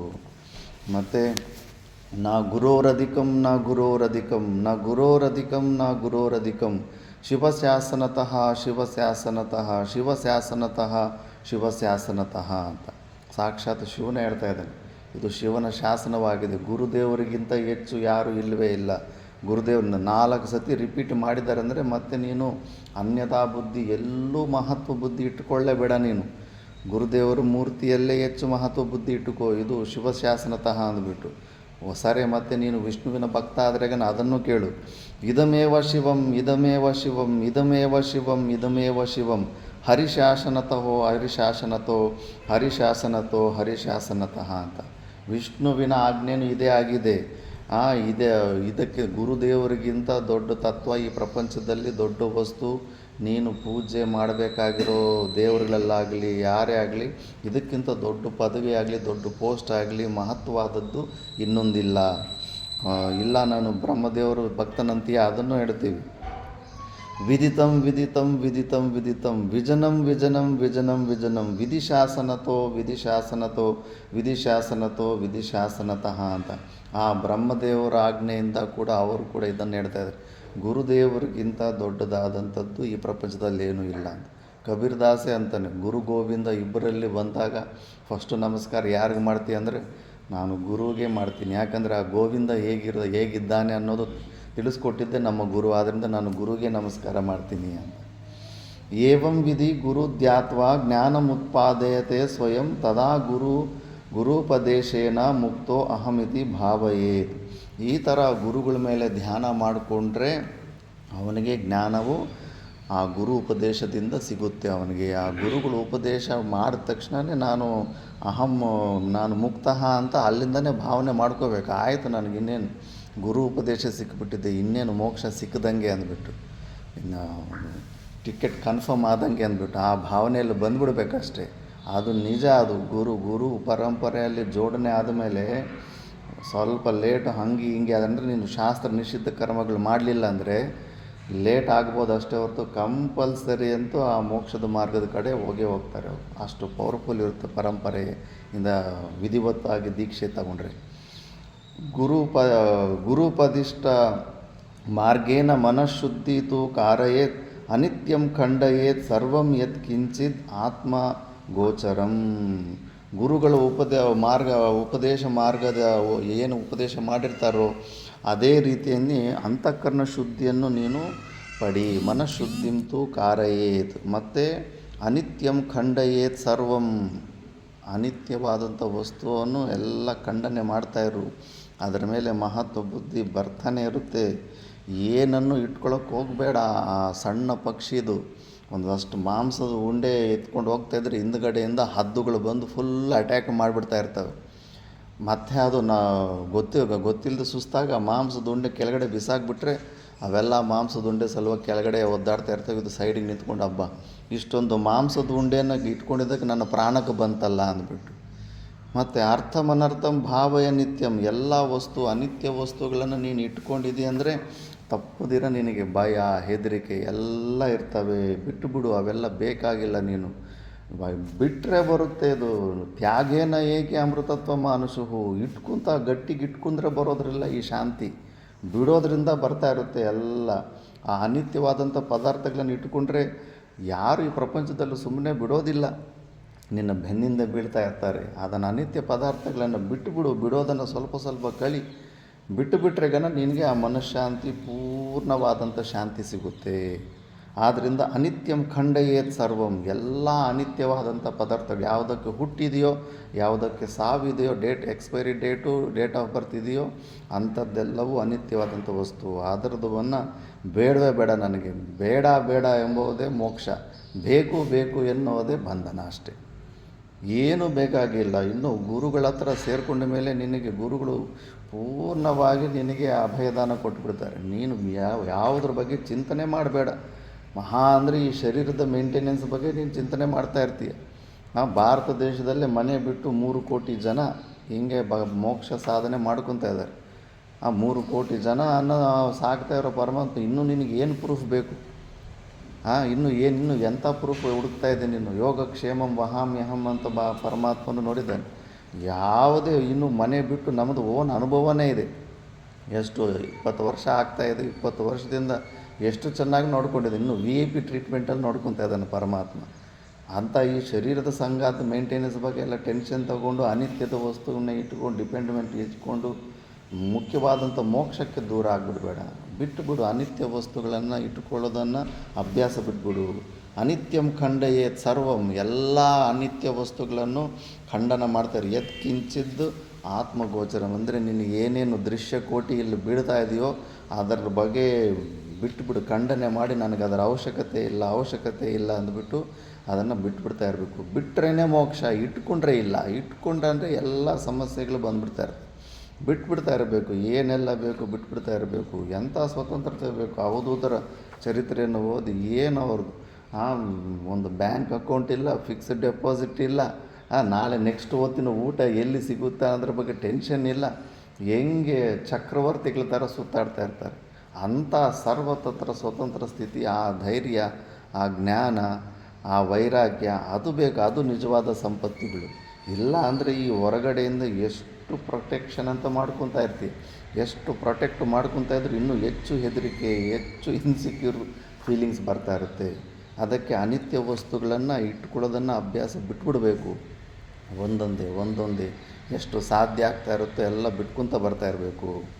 ಜ್ಞೇಯಂ ಸರ್ವಂ ಪ್ರತೀತಂಚ ಜ್ಞಾನಂಚ ಮನ ಉಚ್ಯತೆ, ಜ್ಞಾನಂ ಜ್ಞೇಯಂ ಸಮಂ ಕುರ್ಯ ನಾಣ್ಯಃ ಪಂಥ ದ್ವಿತೀಯಕಃ. ಇದು ಒಳ್ಳೆ ಮಹತ್ತರವಾದಂಥ ಶ್ಲೋಕ. ಜ್ಞೇಯಂ ಸರ್ವಂ ಪ್ರತೀತಂಚ ಜ್ಞಾನಂಚ ಮನ ಉಚ್ಯತೆ. ನೀನು ಯಾವುದೇ ಒಂದು ವಸ್ತುವಿನ ಜ್ಞಾನವನ್ನು ಹೊಂದಿದೆಯಾ, ಪ್ರಮೇಯ ರೂಪದಲ್ಲಿ ಮೈಕು ಜ್ಞಾನ ಹೇಗಾಗಿದೆಯೋ, ಮೈಕು ಜ್ಞಾನ ಆದಂಗೆ ನಿನಗೆ ಬುದ್ಧಿಯಲ್ಲಿ ಯಾವುದ್ರ ಬಗ್ಗೆ ಆದರೂ ಜ್ಞಾನ ಆಗಿದೆ ಅಂದರೆ ಅದು ಸರ್ವಂ ಪ್ರತೀತಂ ಮನ ಉಚ್ಯತೆ. ಅದೆಲ್ಲ ಮನಸ್ಸೇ. ಸ್ವಪ್ನದಲ್ಲಿ ಮನಸ್ಸೇ ತಾನೇ ಬೆಟ್ಟಗಳು ಗುಡ್ಡಗಳು ಎಲ್ಲವೂ ಅದೇ ಆಗಿತ್ತು. ಆದ್ದರಿಂದ ಹೊರಗಡೆ ಇರೋದು ಕೂಡ ಪ್ರಪಂಚ ಕೂಡ ನಿನ್ನ ಒಂದು ಮನಸ್ಸೇ. ಮತ್ತು ಅಂಥ ಒಂದು ಪ್ರಮೇಯ ವಸ್ತುಗಳಲ್ಲಿ ಅದೇ ಏನೋ ಯಾವುದೋ ಒಂದನ್ನು ಹೊಂದಿಬಿಟ್ಟು ಉತ್ಕೃಷ್ಟವಾದ ಸಾಧನೆ ಮಾಡಿಬಿಟ್ಟಿದ್ದೀನಿ ಅನ್ಕೋಬೇಡ. ಜ್ಞಾನಂ ಜ್ಞೇಯಂ ಸಮಂ ಕುರ್ಯಾತ್. ನಿಂದು ಎಂಥ ಸ್ವರೂಪ ಅಂದರೆ ಅದರಲ್ಲಿ ಜ್ಞಾನ ಜ್ಞೇಯ ತ್ರಿಪುಟಿ ಎಲ್ಲವೂ ಒಂದೇ ಆಗಿರುತ್ತೆ. ನಿನ್ನ ಸ್ವರೂಪವೇ ಜ್ಞಾನವಾಗಿರುತ್ತೆ. ನಿನ್ನ ಸ್ವರೂಪವೇ ಪ್ರಮೇಯ ವಸ್ತು, ಜ್ಞೇಯ ವಸ್ತು ಆಗಿರುತ್ತೆ. ಸಬ್ಜೆಕ್ಟ್ ಆಗಿ ಆ್ಯಸ್ ಎ ಸಬ್ಜೆಕ್ಟು ಕಣ್ಣಿನ ಜ್ಞಾನ ಹೇಗೆ ಹೊಂದುತ್ತಾ ಇದೆಯೋ ಅವಿಷಯತೆ, ಅದೇ ಥರ ಹಂಗೆ ನಮ್ಮ ಸ್ವರೂಪವನ್ನು ಅವಿಷಯತೆಯ ತ್ರಿಪುಟಿ ರಹಿತವಾದಂಥ ಜ್ಞಾನ ಸ್ವರೂಪ ನೀನು. ಮನಸ್ಸು ಬುದ್ಧಿಗಳಲ್ಲಿ ವ್ಯಕ್ತವಾಗ್ತಾ ಇರೋವಂಥ ಚೈತನ್ಯ ಅಲ್ಲ, ಅದು ಜ್ಞಾನಾಭಾಸ, ಅದು ಅಹಂಕಾರದಲ್ಲಾಗ್ತಾಯಿದೆ. ಸುಷುಪ್ತಿ ಅವಸ್ಥೆಯಲ್ಲಿ ಮನಸ್ಸು ಬುದ್ಧಿಗಳು ಇಲ್ಲದೆ ಇದ್ದಾಗ ನಿನ್ನ ಸ್ವರೂಪ ಹೆಂಗಿತ್ತೋ ಅಂಥ ಸ್ವರೂಪ ನೀನು ಅಲ್ಲಿ ತ್ರಿಪುಟಿ ಇರೋದಿಲ್ಲ. ಅದಕ್ಕೆ ಅದರ ಬಗ್ಗೆ ನೀನೇನು ನಿರ್ವಚನ ಮಾಡ್ದಂದ್ರೆ ಮಿಸ್ಟೇಕ್ ಸಿಕ್ಕಾಕ್ಕೊಂಡ್ಬಿಡ್ತೀಯ. ಬುದ್ಧನೇ ಬಾಯಿ ಮುಚ್ಕೊಂಡ್ಬಿಟ್ಟಿದ್ದಾನೆ, ನೀನು ಬಾಯಲ್ಲಿ ಬಡ ಅಂತಿದೆಯಾ. ಆತ್ಮ ಸ್ವರೂಪ ಅಂದರೆ ಇದು, ನಾನು ತಿಳ್ಕೊಂಬಿಟ್ಟಿದ್ದೀನಿ ಅಂದ್ಬಿಟ್ಟು ಇನ್ನೂ ಪ್ರೂವ್ ಮಾಡಿಕೊಳ್ಳೋ ಟೆನ್ಷನ್ ಒಂದು ಹೆಚ್ಚಾಗ್ಬಿಟ್ಟಿದೆ ನಿನಗೆ. ನಾನು ಜ್ಞಾನಿ ಅಂತ ಪ್ರೂವ್ ಮಾಡಿಕೊಳ್ಳೋ ಪ್ರೆಷರ್ ಹೆಚ್ಚಾಗ್ಬಿಟ್ಟಿದೆ. ಇವೆಲ್ಲ ಮೂರ್ಖತ್ವವು ಅಜ್ಞಾನವೇ. ಅದನ್ನು ಹೊಂದಿದವನು ಕಂಪ್ಲೀಟ್ ಗ್ರ್ಯಾಂಡ್ ಸೈಲೆನ್ಸ್, ಬಾಯಿ ಬಿಡೋದಕ್ಕಾಗೋದಿಲ್ಲ ಅಷ್ಟೇ, ಮುಗೀತು ಅಲ್ಲಿಗೆ. ಎಲ್ಲ ಮಾತುಗಳು ಶಬ್ದಗಳು ಎಲ್ಲ ನಿಂತೋಗಿರ್ತಾವಲ್ಲಿ. ಅಂತ ಏನು ಪ್ರೆಷರ್ ಕೂಡ ಇರೋದಿಲ್ಲ. ನಾನು ಜ್ಞಾನಿ ಅಂತ ಪ್ರೂವ್ ಮಾಡ್ಕೋಬೇಕು ಅನ್ನೋ ಪ್ರೆಷರ್ ಕೂಡ ಇರೋದಿಲ್ಲ. ಜ್ಞಾನಂ ಜ್ಞೇಯಂ ಸಮಂ ಕುರ್ಯಾತ್ ನಾನ್ಯ ಪಂಥ ದ್ವಿತೀಯಕ. ಇದು ಬಿಟ್ಟರೆ ಬೇರೆ ಮಾರ್ಗ ಇಲ್ಲ. ಬೇರೆ ಇನ್ನೇನಾದರೂ ಶಾರ್ಟ್ಕಟ್ಟು ಹಂಗೆ ಅಂತ. ಗುರು ಗುರು ಗುರು ಗುರುದೇವರ ಅಂಥ ಸ್ವರೂಪ. ಗುರುಗಳ ಹತ್ರ ಹೋದ್ರೇ ಇಂಥ ಜ್ಞಾನ ಕೊಡೋದು. ಸಾಕ್ಷಾತ್ ಶಿವ ಹೇಳ್ತಾ ಇದ್ದಾನೆ. ತನ್ನ ಶರೀರನೂ ಕೂಡ ಆತನು ಕೂಡ ಸಗುಣ ಸಾಕಾರ ರೂಪ ಶರೀರ ಅಲ್ಲ. ಆತನೇ ಹೇಳ್ತಾ ಇದ್ದಾನೆ ಅವೆಲ್ಲ ಬಿಟ್ಬಿಡಬೇಕು ಅಂತ. ಭಗವದ್ಗೀತೆಯನ್ನು ಕೃಷ್ಣ ಪರಮಾತ್ಮ ಅವತಾರ ಪುರುಷನೇ, ಆತನೇ ಹೇಳ್ತಾ ಇದ್ದಾನೆ ಆತ್ಮಜ್ಞಾನದ ಬಗ್ಗೆ. ಆದರೂ ಕೇಳಲ್ಲ. ಬುದ್ಧ ಈ ಬೇಡ ಈ ಮೂರ್ತಿ ಪೂಜೆಗಳೆಲ್ಲ ಸ್ವಲ್ಪ ಬಿಟ್ಟು ಸ್ವಲ್ಪ ಸ್ವರೂಪದ ಕಡೆ, ನಿಜವಾದ ಸ್ವರೂಪದ ಕಡೆ ಬನ್ನಿ ಅಂದರೆ ಈ ಪ್ರಪಂಚದಲ್ಲಿ ಹೆಚ್ಚು ಮೂರ್ತಿಗಳು ಬುದ್ಧನವೇ ಇದ್ದಾವೆ, ದೊಡ್ಡ ದೊಡ್ಡ ಮೂರ್ತಿಗಳು. ಆದ್ದರಿಂದ ವಿಪರೀತದ ಕಡೆನೇ ಹೋಗ್ತಾ ಇರ್ತಾರೆ ಜನ. ಇಲ್ಲಿ ನೋಡು, ನೀನು ತ್ರಿಪುಟಿ ರಹಿತವಾದಂಥ ನೀನು ಸ್ವರೂಪ ಜ್ಞಾನ ಹೊಂದದಾಗಲೇ ನಿನಗೆ ಶಾಂತಿ. ಬೇರೆ ಇನ್ನು ಸೆಕೆಂಡ್ ಆಪ್ಷನ್ ಇದೆ ಅಂತ ಅಂದ್ಕೊಳ್ಳೇಬೇಡ ಅಂತ. ಕಿಮತ್ರ ಬಹುನೋಕ್ತೇನ ಶಾಸ್ತ್ರಕೋಟಿಶತೈರಪಿ ದುರ್ಲಭ ಚಿತ್ತವಿಶ್ರಾಂತಿ ವಿನಾ ಗುರುಕೃಪಾಂ ಪರಾಂ. ಇದು ಸುಮ್ಮನೆ ಹೆಚ್ಚು ಹೇಳೋದೇನಿದೆ, ಶಾಸ್ತ್ರಕೋಟಿಶತೈರಪಿ, ಎಷ್ಟು ಶಾಸ್ತ್ರಗಳೆಲ್ಲ ಓದಿದ್ರೂ ಕೂಡ ದುರ್ಲಭ ಚಿತ್ತ ವಿಶ್ರಾಂತಿ, ಏನು ನಾವು ಪರಮ ವಿಶ್ರಾಂತಿಯನ್ನು ಬಯಸ್ತಾ ಇದ್ದೀವೋ ಆ ಚಿತ್ತ ವಿಶ್ರಾಂತಿ ತುಂಬ ದುರ್ಲಭ. ವಿನಾ ಗುರು ಕೃಪಾಂ ಪರಾಂ, ಗುರು ಕೃಪೆ ಇಲ್ಲದಿರ ನೀನು ಆ ಪರಮ ವಿಶ್ರಾಂತಿ ತಗೊಳ್ಳೋದಕ್ಕಾಗೋದಿಲ್ಲ. ನಿನ್ನ ಲೈಫ್ ಸ್ಟೋರಿಯಲ್ಲಿ ಗುರುವನ್ನು ನೀನು ನೆಗ್ಲೆಕ್ಟ್ ಮಾಡೋದಕ್ಕಾಗೋದಿಲ್ಲ. ನಿನ್ನಲ್ಲಿ ಆ ಪೂರ್ಣ ಶಿಷ್ಯತ್ವನಾಗಿ ರೆಡಿಯಾಗು. ಆ ಗುರುತತ್ವ ನಿನಗೆ ಹೆಂಗೋ ಯಾವುದೋ ರೂಪದಲ್ಲಿ ಪ್ರಕಟ ಆಗುತ್ತೆ. ಅದು ಜಂಪ್ ಮಾಡೋಂಗಿಲ್ಲ, ಎಸ್ಕೇಪ್ ಆಗೋಂಗಿಲ್ಲ. ವಿನಾ ಗುರು ಕೃಪಾಂ ಪರಾಂ ದುರ್ಲಭ ಚಿತ್ತ ವಿಶ್ರಾಂತಿ ಅಂತ. ಕರುಣಾಂಗಪಾತೇನ ಚಿತ್ವಾ ಪಾಶಾಷ್ಟಕಂ ಶಿಶೋಃ ಸಮ್ಯಕ್ ಜ್ಞಾನಾನಂದಜನಕಃ ಸದ್ಗುರು ಶೋಭಿಧೀಯತೆ. ಸಮ್ಯಗ್ ಆನಂದಜನಕಃ ಸದ್ಗುರು, ನಿಜವಾದ ಪೂರ್ಣಾನಂದವನ್ನು ತೋರಿಸ್ಕೊಡೋ ಅಂಥವರು ಸದ್ಗುರು. ಅವ್ರು ಹೆಂಗೆ ಕರುಣಾಕಂಗಪಾತೇನ ಚಿತ್ವಾ ಪಾಶಾಷ್ಟಕಂ ಶಿಶೋಹೋ. 8 ಪಾಶಗಳಂತೆ ಮುಖ್ಯವಾಗಿ ನಮ್ಗೆ ಅಟ್ಯಾಚ್ಮೆಂಟ್ ಇರೋದು. ಒಂದು ಸಂಶಯಗಳಲ್ಲಿ, ಇದು ಕರೆಕ್ಟಾ ಅದು ಕರೆಕ್ಟಾ ಇದಾ ಅಂತ ಸಂಶಯಗಳಲ್ಲಿ ಕೂಡ ಆಸಕ್ತಿ. ಮತ್ತು ಪಿಟಿ ನೇಚರು, ಮತ್ತು ಭಯ, ಮತ್ತು ನಾಚಿಕೆ, ಮತ್ತು ಎಲ್ಲಿ ಎಕ್ಸ್ಪೋಸ್ ಆಗಿಬಿಡ್ತೀನೋ, ನನ್ನಲ್ಲಿರೋ ದುರ್ಗುಣಗಳು ಎಲ್ಲಿ ಎಕ್ಸ್ಪೋಸ್ ಆಗಿಬಿಡ್ತಾವೆ ಅಂದ್ಬಿಟ್ಟು ಅವೆಲ್ಲ ಬಚ್ಚಿಟ್ಕೊಂಡು ಹೊರಗಡೆ ಮಾತ್ರ ಒಳ್ಳೆ ಒಂಥರ ಸುಖವಾಗಿದ್ದೀನಂತ ಎಲ್ಲ ಸುಖದ ನಾಟಕನೇ ಮಾಡ್ತಾಯಿರ್ತಾರೆ. ಹೇಳಿದ್ನಲ್ಲ, ಒಂದು ನಮ್ಮ ತಂದೆ ತಾಯಿಯ ಪೂರ್ವಾಶ್ರಮ ತಂದೆ ತಾಯಿಯವ್ರದ್ದೇ ಒಂದು ನಡೆದಿತ್ತು. ಹೀಗೆ ಕಷ್ಟಗಳಿದ್ದಾಗ ಗಿರ್ವಿ ಅಂಗಡಿಯಲ್ಲಿ ಒಂದು ನಕ್ಲೇಸ್ ಇಟ್ಟು ಬಂದಿದ್ದರು. ಚಿಕ್ಕಮ್ಮ ಅವ್ರದ್ದು ಮದುವೆ ಒಂದು ಹತ್ರ ಬರ್ತಾಯಿದ್ರು. ಮುಂಚೆಯಿಂದನೇ ವಾರ್ನಿಂಗ್ ಕೊಡ್ತಾಯಿದ್ರು, ತಗೊಂಬಾ ಮದುವೆ ಬರ್ತಾಯಿದೆ ಹಂಗೆ ಸರಿಯಾದ ಸಮಯಕ್ಕೆ ಒಂದೊಂದು ಸರ್ತಿ ಅಡ್ಜಸ್ಟ್ ಆಗೋದಿಲ್ಲ. ಏನೋ ಇನ್ನು 3 ದಿವಸನೋ 2 ದಿವಸನೋ ಇತ್ತು ಮದುವೆ. ಅದನ್ನು ವಾಪಸ್ ತೊಗೊಂಡು ಬಂದಿರಲಿಲ್ಲ. ಮನೆಯಲ್ಲಿ ಆ ವಿಷಯದಲ್ಲಿ ಜಗಳ ಆಯಿತು. ಜಗಳ ಆಡಿ ಎಷ್ಟು ದೊಡ್ಡ ಮಟ್ಟಕ್ಕೆ ಹೋಯ್ತಂದರೆ, ನಾವು ಪಾಯ್ಸನ್ ಕುಡಿದು ಸತ್ತೋಗ್ತೀನಿ ಅಂತ ಆ ಮಟ್ಟಕ್ಕೆ ಹೋಯ್ತು. ನಾವು ಸಣ್ಣ ಮಕ್ಕಳು ಅಳ್ತಾ ಇದ್ವಿ. ಫುಲ್ಲು ಮನೆಯಲ್ಲೆಲ್ಲ ಟೆನ್ಸು ವಾತಾವರಣ. ಆ ಮಟ್ಟಕ್ಕೆ ಜಗಳ ಆಗೋಯ್ತು. ಮತ್ತು ಕಾಟ ತಡೆಯೋಕ್ಕಾಗದೆ ತಂದೆ ಎಲ್ಲಿಂದನೂ ಬಿಡಿಸ್ಕೊಂಡ್ಬಂದು ಆದ. ಮತ್ತು ಮದುವೆ ನಾವು ಇನ್ನು 2-3 ದಿವಸ ಮಕ್ಕಳಿಗೆ ಅದು ದೊಡ್ಡವ್ರಿಗೆ ಗೊತ್ತಾಗೋದಿಲ್ಲ. ಮಕ್ಕಳು ಮುಂದೆ ಜಗಳ ಆಡಿಬಿಡ್ತಾರೆ. ಮಕ್ಕಳು ಫುಲ್ಲು 1 ವಾರ 1 ತಿಂಗಳು ಅದೇ ಮೈಂಡಲ್ಲಿ ನಡೀತಾ ಇರುತ್ತೆ. ಮನೇಲಿ ಡಿಸ್ಟರ್ಬ್ ಆಗಿಬಿಟ್ಟಿರ್ತಾರೆ. ಓದು ಕೂಡ ಡಿಸ್ಟರ್ಬ್ ಆಗುತ್ತೆ. ದೊಡ್ಡವ್ರಿಗೆ ಅದು ಗೊತ್ತಾಗೋದು. ಮಕ್ಕಳ ಮುಂದೆ ಜಗಳ ಆಡಬಾರ್ದು ಅನ್ನೋ ವಿಷಯ ಗೊತ್ತಾಗೋದಿಲ್ಲ. ತಲೆ ಕೆಟ್ಟೋಗ್ಬಿಡುತ್ತೆ. ಮತ್ತು ಮದುವೆಯಲ್ಲಿ ನೋಡ್ತೀನಿ ಅಸಲು ಏನೂ ಆಗೇ ಇಲ್ಲ ಅಂದ್ಬಿಟ್ಟು ಎಲ್ಲ ಫೇಕ್ ಸ್ಮೈಲ್ ಹೇಳ್ಕೊತ, ಎಲ್ಲ ಬಿಲ್ಡಪ್ ಮಾತುಗಳು ಹೇಳ್ಕೊತ ಎಲ್ಲ ಅದೇ ನೋಡ್ತಾಯಿದ್ರು. ನನಗೆ ಸಿಕ್ಕಾಪಟ್ಟೆ ಕೋಪ ಬಂತು. ಎಂಥ ಹಿಪೋಕ್ರಸಿ ನೋಡು.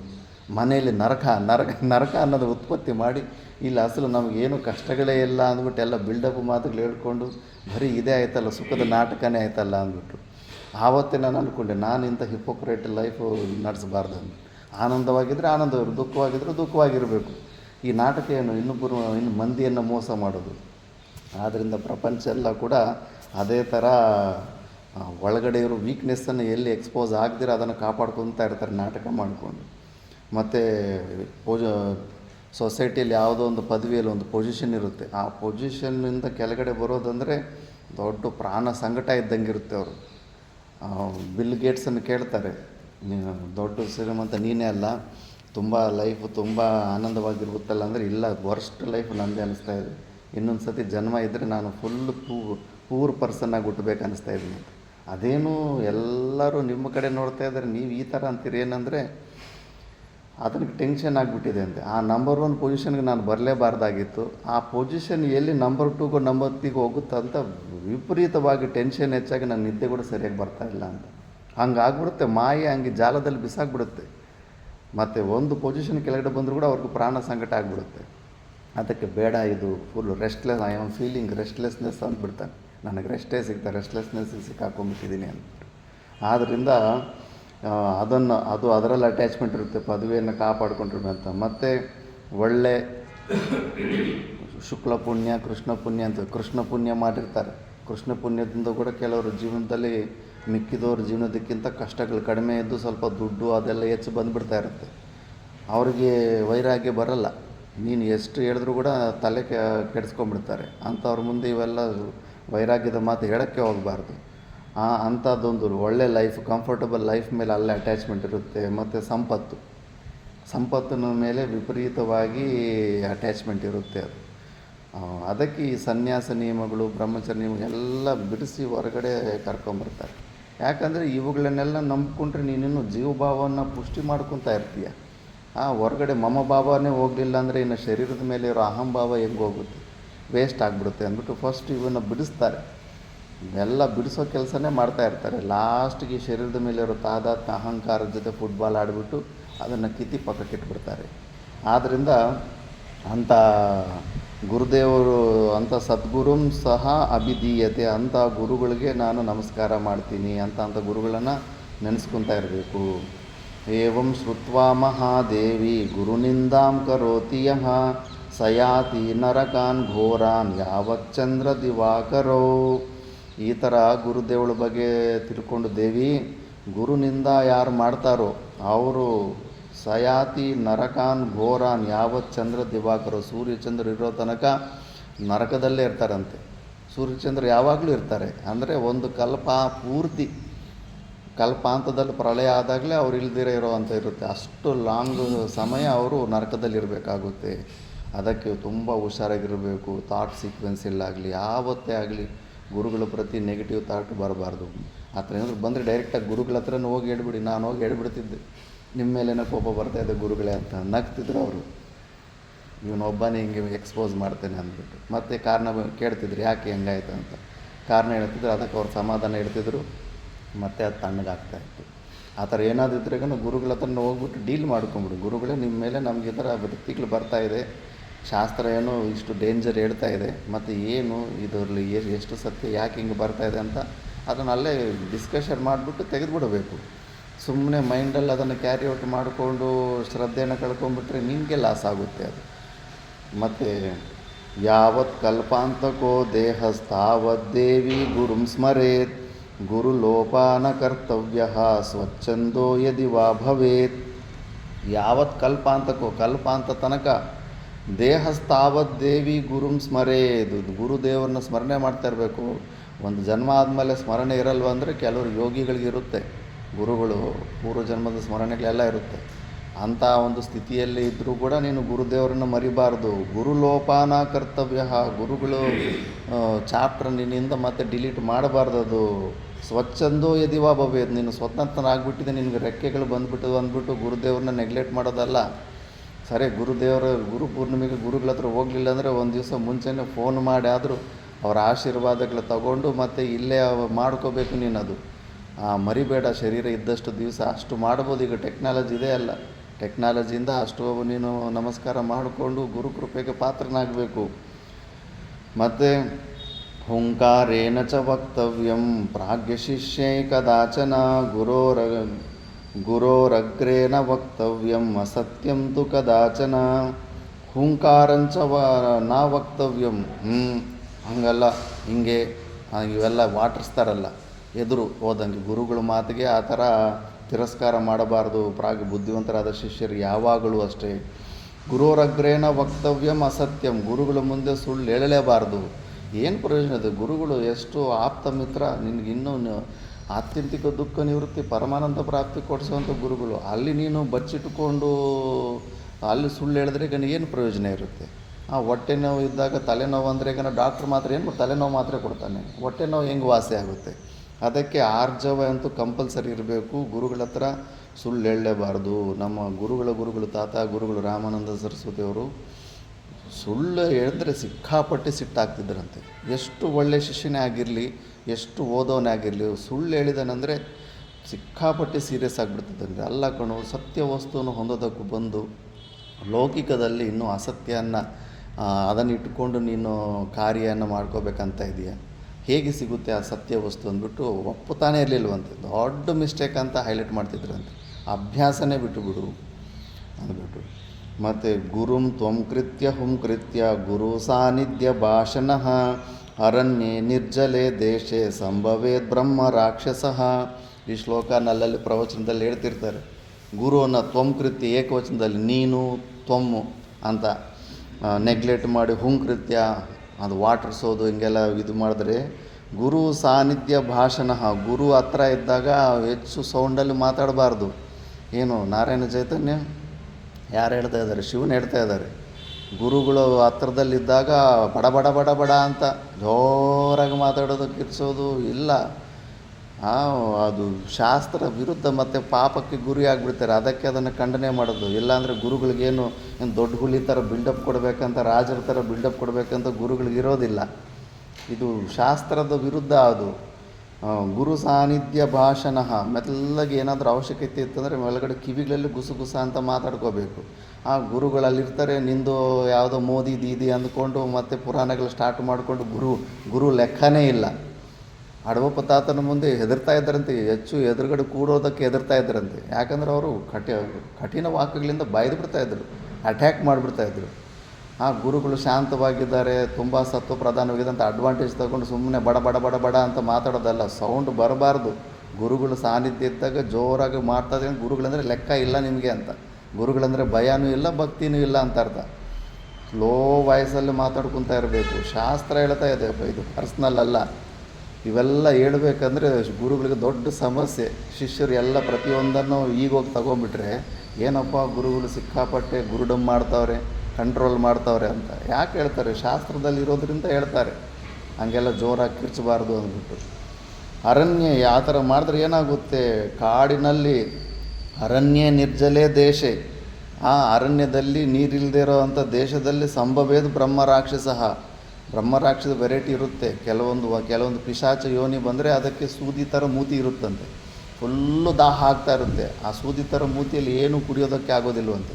ಅದಕ್ಕೆ ಅವ್ರು ಬೇರೆಯವ್ರ ಶರೀರದಲ್ಲಿ ಸೇರ್ಕೊಂಡ್ಬಿಟ್ಟು ರಕ್ತನ ಹೀರ್ಕೊಂಡು ಕುಡಿತಾ ಇರ್ತಾರಂತೆ. ಕಂಟಿನ್ಯೂಸ್ ಆಗಿ 24 ಗಂಟೆ ಹಂಗೆ ಹೀರ್ತಾ ಇದ್ದರೆ ಸ್ವಲ್ಪ ದಾಹ ಕಡಿಮೆ ಆಗುತ್ತಂತೆ ಅವಕ್ಕೆ. ಅದಕ್ಕೆ ಅಂಥ ಪಿಶಾಚಿ ಬ್ರಹ್ಮರ ಇಟ್ಕೊಂಡ್ಬಿಟ್ರೆ ಅವನು ಸಣ್ಣಕ್ಕೆ ಆಗ್ಬಿಟ್ಟಿರ್ತಾನೆ, ಎಳೆದು ಬಿಟ್ಟಿರ್ತಾವೆ ರಕ್ತ ಎಲ್ಲ. ಅಂಥ ಯೋನಿಗೆ ಹೊಟ್ಟೋಗ್ಬೇಕಾಗುತ್ತೆ. ಎಲ್ಲ ಪ್ರೇತೋನಿ ಅಂದರೆ ಏನೋ ಸೂಕ್ಷ್ಮ ಶರೀರದಲ್ಲಿ ಹಾಯಾಗಿ ಫ್ರೀಯಾಗಿ ಪಿಕ್ನಿಕ್ ಥರ ನೋಡ್ಕೊಂಡಿರ್ಬೋದು ಅನ್ಕೊತಾರೆ. ಮಹಾನರಕ ಅಂತೆ ಅದು. ಹಸಿವು ಬಾಯಾರಿಕೆ ಎಲ್ಲ ಆಗ್ತಾಯಿರ್ತದೆ. ಏನೂ ತಿನ್ನೋದಕ್ಕಾಗಲ್ಲ, ಬರೀ ನೋಡೋದಕ್ಕೆ ಆಗ್ತಾಯಿರ್ತೀವಿ. ವಿಪರೀತವಾದ ಡಿಸ್ಟರ್ಬೆನ್ಸ್ ಅಂತೆ. ಹಸಿವು ಬಾಯಾರಿಕೆ ಎಲ್ಲ ಮಸಾಲೆ ಸ್ಮೆಲ್ಲುಗಳು ಎಲ್ಲ ಅಂಗಡಿಗಳ ಹತ್ರ ಹೋಗ್ಬೋದು, ಬಟ್ ಏನು ತಿನ್ನೋದಕ್ಕಾಗೋದಿಲ್ಲ. ಹಸಿವು ಹಂಗೆ ಆಗ್ತಾಯಿರುತ್ತೆ, ಬಟ್ ಏನು ತಿನ್ನೋದಕ್ಕಾಗೋದಿಲ್ಲ. ಅದಕ್ಕೆ ಬೇರೆಯವ್ರ ಶರೀರದಲ್ಲಿ ಅಟ್ಯಾಕ್ ಆಗಿ ಅವರ ಆ ಕೋರಿಕೆಗಳನ್ನು ನೆರವೇರಿಸ್ಕೊತಾರೆ. ಆದ್ದರಿಂದ ಅಂಥ ಒಂದು ಸ್ಥಿತಿಗೆ ಹೊಟ್ಟೋಗ್ಬಿಡ್ತಾರೆ. ಅದಕ್ಕೆ ಇವೆಲ್ಲ ಗಮನದಲ್ಲಿ ಇಟ್ಕೋಬೇಕು. ಇದು ಆಗಮ ಶಾಸ್ತ್ರ, ಶಿವ ಹೇಳ್ತಾ ಇರೋದು. ಅದ್ವೈತಂ ಭಾವಯೇದ್ ನಿತ್ಯಂ ಸರ್ವಾವಸ್ಥಾಸು ಸರ್ವದಾ ಕದಾಚಿದಪಿ ನೋ ಕುರ್ಯಾದ್ ಅದ್ವೈತಂ ಗುರು ಸನ್ನಿಧೋ. ಅದ್ವೈತ ಭಾವನೆ 3 ಲೋಕಗಳಲ್ಲೂ ಅದ್ವೈತ ಭಾವನೆಯನ್ನು ತಂದುಕೊಳ್ಳಿ. ಭಾವಾದ್ವೈತವು ಎಲ್ಲ ಲೋಕದಲ್ಲಿ. ಆದರೆ ಕದಾಚಿದಪಿ ನೋ ಕುರ್ಯಾದ್ ಅದ್ವೈತಂ ಗುರು ಸನ್ನಿಧೋ. ಗುರುಗಳ ಮುಂದೆ ಮಾತ್ರ ಕ್ರಿಯಾದ್ವೈತವು ಎಲ್ಲ 3 ಲೋಕಗಳಲ್ಲಿ ಬೇಕಾದರೂ ಮಾಡಿಕೊಳ್ಳಿ. ಗುರುಗಳ ಹತ್ರ ಮಾತ್ರ ಭಾವಾದ್ವೈತವು ಅಷ್ಟೇ.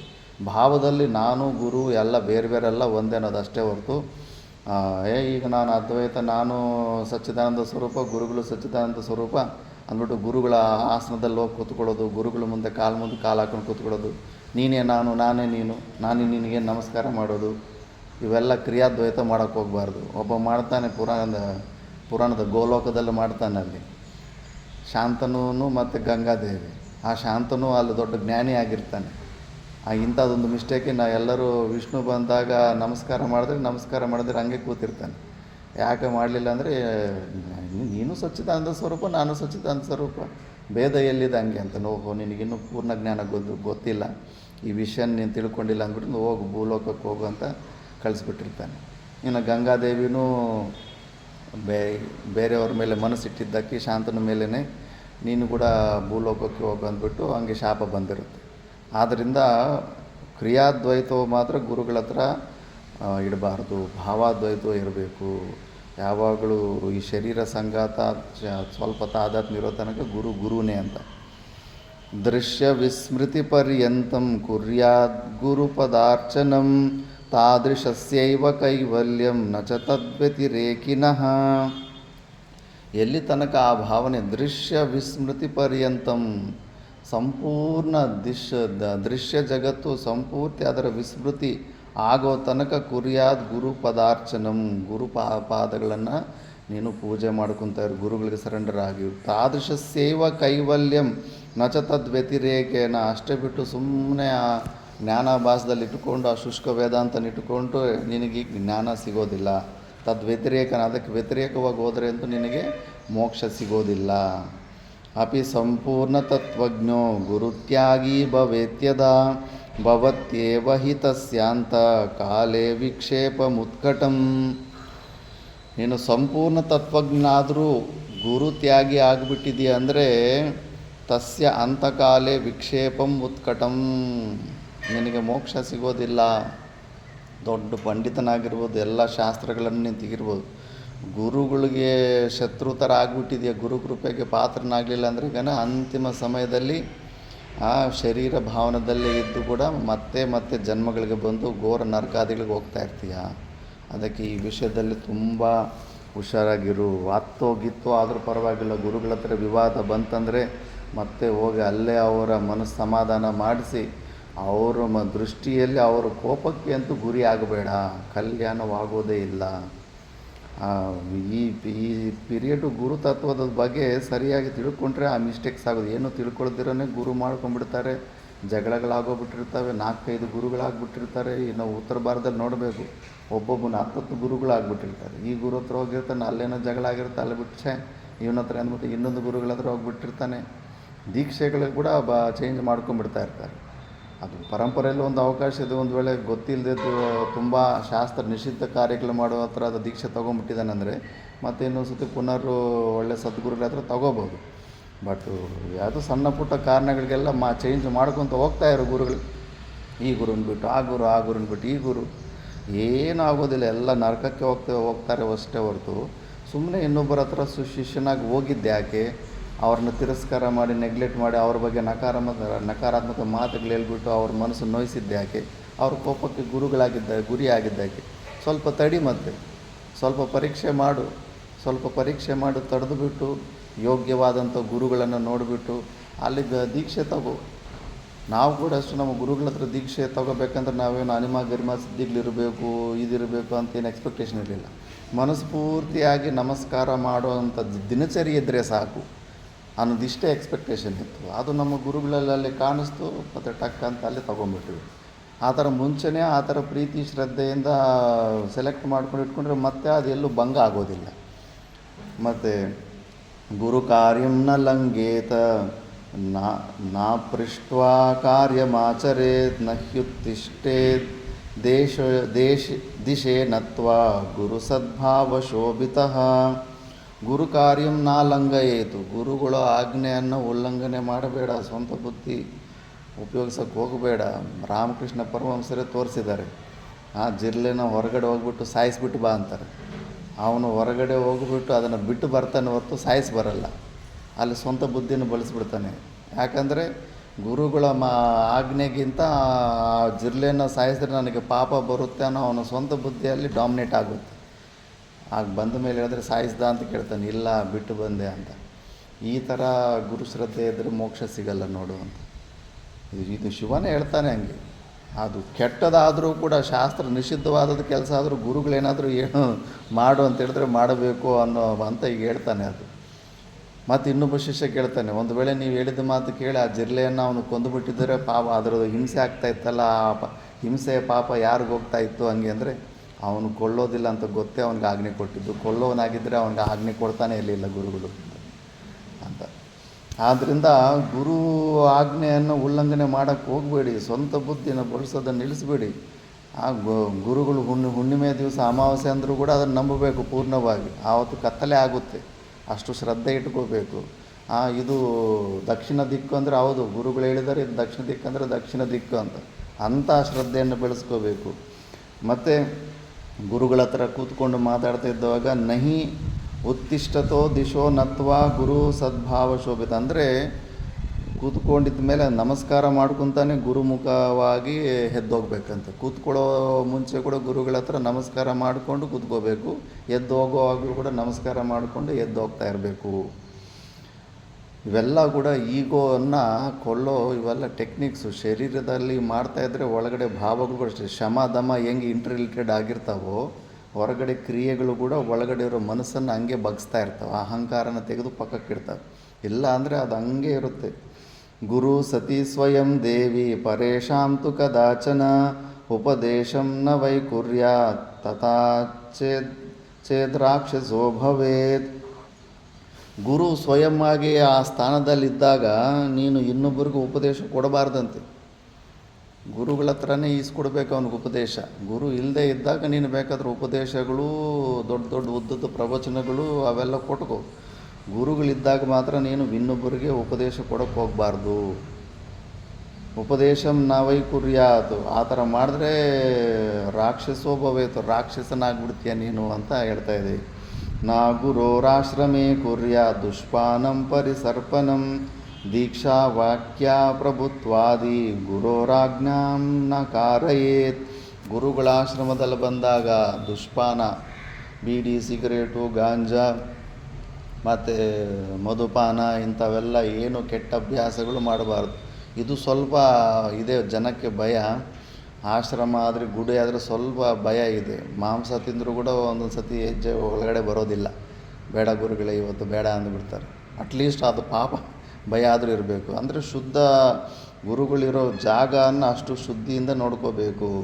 ಮತ್ತು ಗುರುಗಳು ಜಾಗದಲ್ಲಿ ಗುರುಸ್ಥಾನದಲ್ಲಿ ಹೋಗ್ಬಿಟ್ಟು ನೀನು ಅಲ್ಲಿ ಯಾರಿಗೂ ದೀಕ್ಷೆ ಕೊಡಬಾರ್ದು, ದೊಡ್ಡ ದೊಡ್ಡ ಪ್ರವಚನಗಳು ಮಾಡಬಾರ್ದು. ಗುರುಗಳ ಆಜ್ಞೆ ಇಲ್ದಿರಾನೆ. ಗುರುಗಳ ಆಜ್ಞೆ ಸಿಕ್ತಂದ್ರೆಗನ ಬೇಕಾದ್ರೆ ನೀನು ಅಲ್ಲಿ ಪ್ರವಚನಗಳು ಇದು ಮಾಡಬಾರ್ದು. ಗುರುಗಳ ಆಜ್ಞೆ ಇಲ್ದಿರಾನೆ ಅಲ್ಲಿ ನೀನು ದೀಕ್ಷೆ ಕೊಡೋದು, ನಿನ್ನ ಸ್ವಂತ ಶಿಷ್ಯರನ್ನು ಮಾಡ್ಕೊಳಕ್ಕೆ ಹೋಗೋದು, ಈ ಚೇಷ್ಟೆಗಳೆಲ್ಲ ಅವೆಲ್ಲ ಮಾಡಬಾರ್ದು ಅಂದ್ಬಿಟ್ಟು. ಮತ್ತು ನೋಪಾಶ್ರಮಂಚ ಪರ್ಯಂಕಂ ನ ಚ ಪಾದ ಪ್ರಸಾರಣಂ ನಾಂಗಭೋಗಾದಿಕಂ ಕುರ್ಯಾತ್ ನ ಲೀಲಾಮಪರಾಮಪಿ. ಆ ಗುರುಗಳ ಹತ್ರ ತುಂಬ ಹತ್ರನೂ ಕೊಡಬಾರ್ದಂತೆ. ಗುರುಗಳ ಹತ್ರ ಸ್ವಲ್ಪ ಡಿಸ್ಟೆನ್ಸ್ ಮಾಡಿಕೊಂಡು ಕೂಡ ಕೊಡಬೇಕಂತೆ. ಮತ್ತು ನಾ ಪಾದ ಪ್ರಸಾರಣಂ, ಕಾಲು ಚಾಚಿಕೊಂಡು ಆ ಗುರುಗಳ ಕಡೆ ಕಾಲು ಚಾಚಿಕೊಂಡು ಕೂಡ ಕೂಡಬಾರ್ದಂತೆ. ನಾ ಅಂಗಭೋಗಾದಿಕಂ ಕುರ್ಯಾದ್, ಮತ್ತು ಬೇರೆ ಯಾರಾದರೂ ಅದು ಇದು ಗುರುಗಳಿದ್ದಾಗ ಗುರುಗಳಿಗೆ ಹೂನಾರ ಹಾಕೋದ್ರಲ್ಲಿ ನೀನು ಪಕ್ಕದಲ್ಲಿರ್ತೀಯ, ನೀನು ಶಿಷ್ಯ, ನಿನಗೆ ಬಂದು ಹೂನಾರ ಹಾಕಿ ನಿನಗೆ ಬಂದು ಶಾಲು ಹಾಕಿಬಿಟ್ಟು ನಿನಗೇನೇನೋ ಗಿಫ್ಟುಗಳು ಅದು ಇದು ಹೊರಗಡೆಯಿಂದ ಕೊಡ್ತಾಯಿದ್ರೆ ಅದನ್ನು ಸ್ವೀಕಾರ ಮಾಡಬಾರ್ದಂತೆ. ಗುರುಗಳಿದ್ದಾಗ ಗುರುಗಳಿಗೆ ತೋರಿಸ್ಬೇಕಷ್ಟೆ. ಗುರುಗಳನ್ನ ಹಂಗೆ ಖಾಲಿಯಾಗಿ ಬಿಟ್ಟುಬಿಟ್ಟು ನೀನು ಸ್ವಯಂವಾಗಿ ಆ ಥರ ಪೂಜಾದಿಗಳೆಲ್ಲ ತಗೋಬಾರ್ದು ಅಂದ್ಬಿಟ್ಟಿದ್ದನು. ಮತ್ತು ಬೇರೆಯವರು ಕೊಟ್ಟಿದ್ದು ಏನಾದರೂ ಕೊಟ್ಟಾಗ ಗುರುಗಳ ಆಜ್ಞೆ ತಗೋಬೇಕಂತೆ. ಗುರುಗಳೇ ಇದನ್ನು ಸ್ವೀಕಾರ ಮಾಡಬಹುದು, ಸ್ವೀಕಾರ ಮಾಡು ಅಂದರೆ ಸ್ವೀಕಾರ ಮಾಡಬೇಕಂತೆ. ಬೇರೆಯವರು ಕೊಟ್ಟಿದ್ದು ಗಿಫ್ಟ್ಗಳನ್ನು ಸ್ವೀಕಾರ ಮಾಡಲೇಬಾರ್ದಂತೆ. ಗುರುನ ಸದಸದ್ವಾಪಿ ತದುಕ್ತಂ ತನ್ನ ಲಂಘಯೇತ್ ಕುರ್ವನ್ನಾಜ್ಞಾದಿವಾ ರಾತ್ರೋ ದಾಸವನ್ನಿವಸೇದ್ ಗುರೋ. ಗುರುವಿನ ಆಜ್ಞೆಯನ್ನು ಯಾವತ್ತೂ ಕೂಡ ಉಲ್ಲಂಘನೆ ಮಾಡಬಾರ್ದು. ಅದಕ್ಕೆ ವ್ಯತಿರೇಕವಾಗಿ ಆ ಥಾಟನ್ನು ಕೂಡ ಬರಗುಡಿಸ್ಬಾರ್ದು. ಆ ಥರ ವಿಚಾರ ಬಂತಂದ್ರೇ ಆವಾಗಲೇ ಪಶ್ಚಾತ್ತಾಪ ಮಾಡಿಕೊಂಡು ಆ ವಿಚಾರ ಬರ್ದಿರ ಮಾಡ್ಕೋಬೇಕು. ಯಾಕಂದರೆ ಮಾನಸಿಕವಾಗಿ ನೀನು ಆ ಥರ ವಿಚಾರಗಳು ಸ್ಟಾರ್ಟ್ ಆಯ್ತಂದರೆ ಪಾಪದ ಮೂಟೆ ಅಲ್ಲೇ ಕಟ್ಕೊಂಡ್ಬಿಡ್ತಾ ಇರ್ತೀಯ. ಕುರುವನ್ನಾಜ್ಞ ದಿವಾರಾತ್ರಿ, ರಾತ್ರಿ ಹಗಲು ಕೂಡ ಬಾಂಡೆಡ್ ಲೇಬರ್ ಥರ ದಾಸವನ್ ನಿವಸೇದ್ ಗುರು, ದಾಸನ ಥರನೇ ಗುರುಗಳ ಹತ್ರ ದಾಸರ ಥರನೇ ಇರಬೇಕು ಅಂತ ನಮ್ಮ ಗುರುಗಳಿಗೆಲ್ಲ ಆಚರಣೆ ಮಾಡಿ ತೋರಿಸ್ತಾರೆ. ಅವ್ರಿಗೆ ಪಾಠ ಹೇಳ್ಕೊಟ್ಟಿರೋ ವಿದ್ಯಾಗುರುಗಳು ಅಲ್ಲಿ ಪ್ರವಚನಾಗಿ ಕಾರ್ಯಕ್ರಮಕ್ಕೆ ಬರ್ತಿರ್ತಾರೆ. ನಮ್ಮ ಗುರುಗಳು ಆವತ್ತು ಯಾರು ಮಹಂತಂದರೆ ಯಾರು ನಂಬೋದೇ ಇಲ್ಲ, ಬರೀ ಅವ್ರಿಗೆ ಕಾಲು ಮುಗಿಯೋದ್ರಲ್ಲೇ ಅವ್ರಿಗೆ ಸೇವೆ ಮಾಡೋದ್ರಲ್ಲೇ ಇರ್ತಾರೆ. ಅವರ ಆವತ್ತು ಮಿಕ್ಕಿದ ದಿವಸದಲ್ಲಿ ನೋಡಿದ್ರೆಗನ ಹುಮ್ಮ ತೇಜ ಗಂಭೀರತೆ ಎಲ್ಲ ಇವರೇ ಈ ಆಶ್ರಮದ ಮಂಡಲೇಶ್ವರ ಮಹಂತ ಗೊತ್ತಾಗುತ್ತೆ. ಆವತ್ತು ನೋಡಿದ್ರೆ ಹಿಂಗೆ ಶ್ರಿಂಕ್ ಆಗಿಬಿಟ್ಟಿರುತ್ತೆ ಬಾಡಿ ಲ್ಯಾಂಗ್ವೇಜ್. ಯಾಕಂದರೆ ಅವ್ರಿಗೆ ಪಾಠ ಹೇಳ್ಕೊಟ್ಟಿರೋ ಗುರುಗಳು ವಿಶ್ವಾತ್ಮಾನಂದ ಪುರಿ ಅವರು ಕೂಡ ಪಾಠ ಹೇಳ್ಕೊಟ್ಟಿರೋರು, ಇವರೆಲ್ಲ ಪಾಠ ಹೇಳ್ಕೊಟ್ಟಿರೋ ದೊಡ್ಡವ್ರು ಬಂದಾಗ ಅವ್ರ ಹತ್ರ ಹಂಗೆ ಶ್ರಿಂಕ್ ಆಗಿಬಿಡ್ತಾರೆ. ಯಾಕಂದರೆ ಇವನ್ನೆಲ್ಲ ಓದಿ ತಿಳ್ಕೊಂಡಿದ್ದಾರೆ ಅವರು. ಯಾವಾಗಲೂ ಅಷ್ಟೇ ಅಂತ ಗುರುಗಳ ಹತ್ರ ದಾಸವನ್ ನಿವಸೇದ್ ಗುರು ಅದತ್ತಂ ನ ಗುರೋರ್ ದ್ರವ್ಯಂ ಉಪಪುಂಜೀತ ಕರ್ಹಿ ಚೇತ್ ದತ್ತೇ ಚ ರಂಕವದ್ಗ್ರಾಹ್ಯಂ ಪ್ರಾಣೋಪ್ಯೇತೇನ ಲಭ್ಯತೆ. ಇನ್ನೊಂದು ಕೂಡ ಅಷ್ಟೇ, ಯಾವುದೇ ಒಂದು ಶಿಷ್ಯರಿಗೆ ಸಂಪದಗಳು ಅದು ಇದು ಬಂದಾಗ ಗುರುಗಳಿಗೆ ಅರ್ಪಣೆ ಮಾಡಿದ್ರೆ ಅದನ್ನು ಸ್ವಯಂವಾಗಿ ನೀನು ಸ್ವೀಕಾರ ಮಾಡೋಕ್ಕೆ ಹೋಗಬೇಡ. ಯಾಕಂದರೆ ಭಿಕ್ಷಾ ನಿಯಮವೇ ಹಂಗಿರುತ್ತೆ. ನಿನಗೆ ಏನು ಸಿಕ್ಕಿದ್ರೂ ಕೂಡ ಹೊರಗಡೆ ಗುರುಗಳ ಪಾದದ ಹತ್ರ ಹೋಗಿ ನೀನು ಸಮರ್ಪಣೆ ಮಾಡಬೇಕು. ಗುರುಗಳು ಅದನ್ನು ತಿಂದ ಮೇಲೆ ಮಿಕ್ಕಿದ್ದು ಶಿಷ್ಯನ ಪಾಲಿಗೆ ಬರುತ್ತೆ. ಆದ್ದರಿಂದ ಏನೇ ನಿಯಮನೇ ಹಂಗಿರುತ್ತೆ. ಏನೇ ಬಂದರೂ ಕೂಡ ಅದು ಗುರುಗಳಿಗೆ ತಿಳಿಸ್ತಾ ಇರು. ಹೊರಗಡೆ ನೀನು ದೊಡ್ಡ ಆಶ್ರಮ ಆಗಿರಬೇಕು, ಏನು ಒಂದು ಫೋನ್ ಮಾಡಿ ಗುರುಗಳೇ ಹಿಂಗೆ ಬರ್ತಾಯಿದೆ ಇಂಥ ಅದು ಕಟ್ತಾ ಇದ್ದೀವಿ ಹಂಗೆ ಅಂದ್ರೆಗನ ಅವರು ಸಂತುಷ್ಟಿ ಪಡ್ತಾರೆ. ಹೋಗಲಿ ಬಿಡು, ಶಿಷ್ಯ ಉದ್ಧಾರ ಆಗ್ತಾ ಇದ್ದಾನೆ, ಆ ಮಾತಿಗೆ ಬೆಳೆ ಕೊಟ್ಟು ಪರಂಪರಾ ಋಣ ತೀರಿಸ್ಕೊಳ್ಳೋದಕ್ಕೆ ಮುಂದೆ ಹೋಗಿದ್ದಾನೆ ಅಂದ್ಬಿಟ್ಟು ಇನ್ನೂ ಖುಷಿ ಆಗುತ್ತೆ. ಏನು ಗುರುಗಳ ಹತ್ರ ಸಮರ್ಪಣೆ ಮಾಡಬೇಕು. ಈಗ ಕೈಲಾಸಾಶ್ರಮದಲ್ಲೂ ಕೂಡ ಇನ್ವೈಟ್ ಮಾಡ್ತೇವೆ. ಒಂದು ಸತಿ ಮಂಡಲೇಶ್ವರನ ಇನ್ವೈಟ್ ಬರುತ್ತೆ. ದಯಾನಂದ ಸರಸ್ವತಿ ಸ್ವಾಮೀಜಿಗಳು ಶರೀರ ಬಿಟ್ಟಾಗ ಅವ್ರದ್ದು ಷೋಡಶಿ ಕಾರ್ಯಕ್ರಮ ಆಗಿತ್ತು. ಷೋಡಶಿ ಕಾರ್ಯಕ್ರಮ ಆದ್ರೆಗಾನ ಇನ್ನು ದೊಡ್ಡ ಆಶ್ರಮದ ಮಂಡಲೇಶ್ವರನೇ ಒಂದು 16 ಜನನ ಕೂಡಿಸ್ತಾರೆ. ಕೈಲಾಸಾಶ್ರಮದ ಮಂಡಲೇಶ್ವರನು ಅವರೆಲ್ಲೂ ಹೋಗೋದಿಲ್ಲ. ದಿವ್ಯಾನಂದ ಮಹಾರಾಜ್ ವಿಜಯಾನಂದ ಪೂರಿಜಿಯವ್ರನ್ನ ಅವರ ಕೆಳಗಡೆ ಇದ್ದ ಆಚಾರ್ಯನನ್ನು ಕಳಿಸ್ತಾರೆ. ಅಲ್ಲಿ ಅವ್ರಿಗೆ ಲ್ಯಾಪ್ಟಾಪು 1 lakh ದಕ್ಷಿಣ ಮತ್ತು ಬ್ಯಾಗುಗಳು ಅದು ಇದು ಎಲ್ಲ ಸಾಮಾನು ಬರುತ್ತೆ. ಹೋಯ್ತಲ್ಲ, ನಾನು ಹೋಗಿದ್ದೀನಲ್ಲ ನಂದೇ ಅಂತ ಹೋಗಿ ರೂಮ್ಗೆ ಹಂಗೆ ಇಟ್ಕೊಳ್ಳೋಂಗಿಲ್ಲ. ಅವೆಲ್ಲ ಪದ್ಧತಿ ಇವೆಲ್ಲ ಗೊತ್ತಿರೋರು ಅವೆಲ್ಲ ತೊಗೊಂಬಂದು ಅಲ್ಲಿ ಗುರುಗಳ ಹತ್ರ ಇದು ಮಾಡ್ತಾರೆ. ಗುರುಗಳ ಹತ್ರ ಇದು ಮಾಡಿದ್ರೆ ಯಾಕಂದ್ರೆ ಮತ್ತೆ ಅವ್ರಿಗೇನು ಅವಶ್ಯಕತೆ ಇರುತ್ತೆ, ಅವ್ರೇನು ಮುಟ್ಟೋದಿಲ್ಲ, ಮತ್ತು ನೀನೇ ತೊಗೊಂಡೋಗು ಅಂತ ಕೊಟ್ಬಿಡ್ತಾರೆ ಅವರು. ಆ ಥರ ಪದ್ಧತಿಗಳು ಹಂಗೆ ಇರ್ತವೆ. ಅದು ಗುರುವನ್ನು ನೆಗ್ಲೆಕ್ಟ್ ಮಾಡಿ ನೀನು ಏನು ಮಿಂಚುವಂಗೆ ಇಲ್ಲ ಆ ಥರ. ಮತ್ತು ಪಾದುಕಾಸನ ಶಯ್ಯಾದಿ ಗುರುನಾಯದ ಭೀಷ್ಟಿತಂ ನಮಸ್ಕುರ್ವೀತ ತತ್ಸರ್ವಂ ಪಾದಾಭ್ಯಾಂ ನ ಸ್ಪೃಶೇತ್ ಕ್ವಚೇತ್. ಗುರುಗಳು ವಸ್ತುಗಳು ಕೂಡ ಅವರು ಕೂತಿರೋ ಆಸನ, ಅವರು ಹಾಕ್ಕೊಳ್ಳೋ ಪಾದುಕಗಳು, ಮಲಗಿದ್ದ ಶಯ್ಯ ಇವೆಲ್ಲ ಏನಿರ್ತಾವಲ್ಲ ಅವುಗಳನ್ನು ನಿನ್ನ ಪಾದದಿಂದ ಯಾವಾಗಲೂ ಟಚ್ ಮಾಡಬಾರ್ದಂತೆ. ಆ ಗುರುವಿಗೆ ಎಷ್ಟು ಮರ್ಯಾದೆ ಕೊಡ್ತೀವೋ ಗುರು ಬಳಸಿರೋಂಥ ವಸ್ತುಗಳಿಗೂ ಕೂಡ ಅದೇ ಶ್ರದ್ಧೆ ಅದೇ ಮರ್ಯಾದೆ ಕೊಡಬೇಕು ಅಂದ್ಬಿಟ್ಟು ಆ ಗುರುಪಾದಕಗಳು ನಮಸ್ಕುರ್ವೀತ ತತ್ಸರ್ವಂ ಅಂತ ಮಾತಾ ಮಾಣಿಕೇಶ್ವರಂ ಅವರು ಕರೀಂನಗರಲ್ಲಿ ಒಬ್ಬ ಶಿಷ್ಯ ಗುರುಪಾದಕಗಳನ್ನು ಕೇಳಿದಂತೆ. ನೋಡಪ್ಪ, ಸುಮ್ಮನೆ ಯಾಕೆ ರಿಸ್ಕ್ ತಗೊತೀಯ, ಫೋಟೋ ಇದೆಯಲ್ಲ, ಫೋಟೋಗೆ ಪೂಜೆ ಮಾಡ್ಕೊಂಡು ನಮಸ್ಕಾರ ಇಟ್ಕೊಂಡು ಕಂಟಿನ್ಯೂಸ್ಸಾಗಿ ನಿಮಗೆ ಪೂಜೆ ಮಾಡೋ ಅಭ್ಯಾಸ ಇಲ್ಲವಲ್ಲ, ಅದರಿಂದ ಫೋಟೋ ಇದೆಯಲ್ಲ ಅದೇ ಸಾಕ್ಬಿಡು, ಅದರಿಂದಲೇ ತೃಪ್ತಿ ಕೊಡು, ನಿನಗೆಲ್ಲ ಒಳ್ಳೆಯದಾಗುತ್ತಂತೆ. ಇಲ್ಲಮ್ಮ, ನಾನು ಡೈಲಿ ಪೂಜೆ ಮಾಡ್ಕೊತೀನಿ, ಮರೆಯಲ್ಲಮ್ಮ, ತಪ್ಪದಿರ ನಾನು ಡೈಲಿ ಪೂಜೆ ಮಾಡ್ಕೊತ ಬಲವಂತವಾಗಿ ಪಾದಕಗಳು ತಗೊಂಡು ಹೋದ್ನಂತೆ. ಇನ್ನು ಅಂಥ ಯೋಗಿನಿ ಮಾತಾಜಿಯವರು ಪಾದಕಗಳು ತಗೊಂಡು ಹೋದ್ಮೇಲೆ ಫುಲ್ಲು ಬಟ್ಟೆ ಬಿಸ್ನೆಸ್ಸಲ್ಲಿ ಫುಲ್ಲು ದೊಡ್ಡ ಶ್ರೀಮಂತ ಆಗಿಬಿಟ್ಟಿದ್ದಾನೆ. ಶ್ರೀಮಂತ ಆದಮೇಲೆ ಮಾಯಾ ಹಂಗೆ ಸುಟ್ಟಾಗ್ಬಿಡುತ್ತೆ.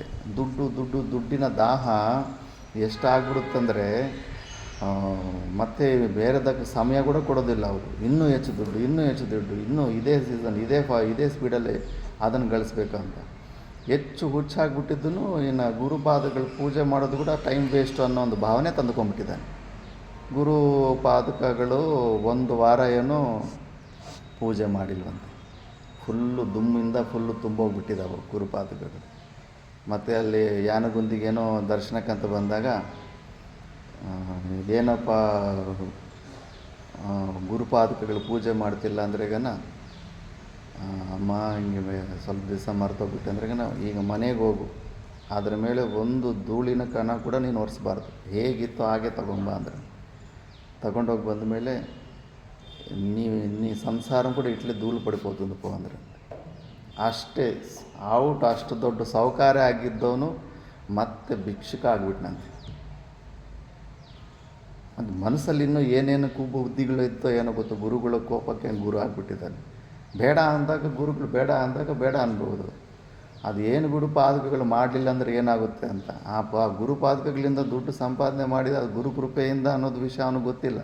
ಮತ್ತು ಮನಸ್ಸು ಏನು ಹೇಳುತ್ತೆ ಅಂದರೆ ನನ್ನ ಟ್ಯಾಲೆಂಟಿಂದ ನನ್ನ ಶಕ್ತಿಯಿಂದ ನಾನು ಉದ್ಧಾರ ಆಗಿದ್ದೇನೆ ಅನ್ನೋ ಭಾವನೆ ತರಿಸ್ಬಿಡುತ್ತೆ ಅದು. ಮತ್ತು ಅವನು ಸ್ವಂತ ಟ್ಯಾಲೆಂಟು ಸ್ವಂತ ಶಕ್ತಿ ಮತ್ತೇನೂ ಹಾಗೆ ಉದ್ಧಾರ ಆಗಬೇಕಾಗಿತ್ತಲ್ಲ, ಅಟ್ಟರ್ ಫ್ಲಾಪ್ ಆಗಿಬಿಟ್ಟಿದೆ. ಮತ್ತು ಅಂತಿಮ ಸಮಯದಲ್ಲಿ ಪಶ್ಚಾತ್ತಾಪ ಏನೋ ಕೇಳ್ಕೊಂಡ ಮೇಲೆ ಸರಿ ಬಿಡು, ಮತ್ತೆ ಇನ್ನೊಂದು ಸತಿ ಮನುಷ್ಯ ಜನ್ಮ ಇರುತ್ತೆ, ಆ ಜನ್ಮದಲ್ಲಿ ಮತ್ತೆ ಸಾಧನೆ ಮಾಡ್ಕೊತೀವಿ ಬಿಡು ಅಂತ ಸ್ವಲ್ಪ ಆಶೀರ್ವಾದ ಮಾಡಿದ್ವಿ. ಅದಕ್ಕೆ ಗುರು ವಸ್ತುಗಳು ಕೂಡ ಅದೇ ರೀತಿಯಲ್ಲಿ ಅಷ್ಟೇ ಮರ್ಯಾದೆ. ನಮಸ್ಕುರ್ವೀತ ತತ್ ಸರ್ವಂ ಪಾದಾಭ್ಯಂ ನ ಸ್ಪೃಶೇತ್. ಕಾಲುಗಳಲ್ಲಂತೂ ಗುರು ವಸ್ತುಗಳನ್ನು ಮತ್ತೆ ಟಚ್ ಮಾಡೋಕ್ಕೆ ಹೋಗಬಾರ್ದು.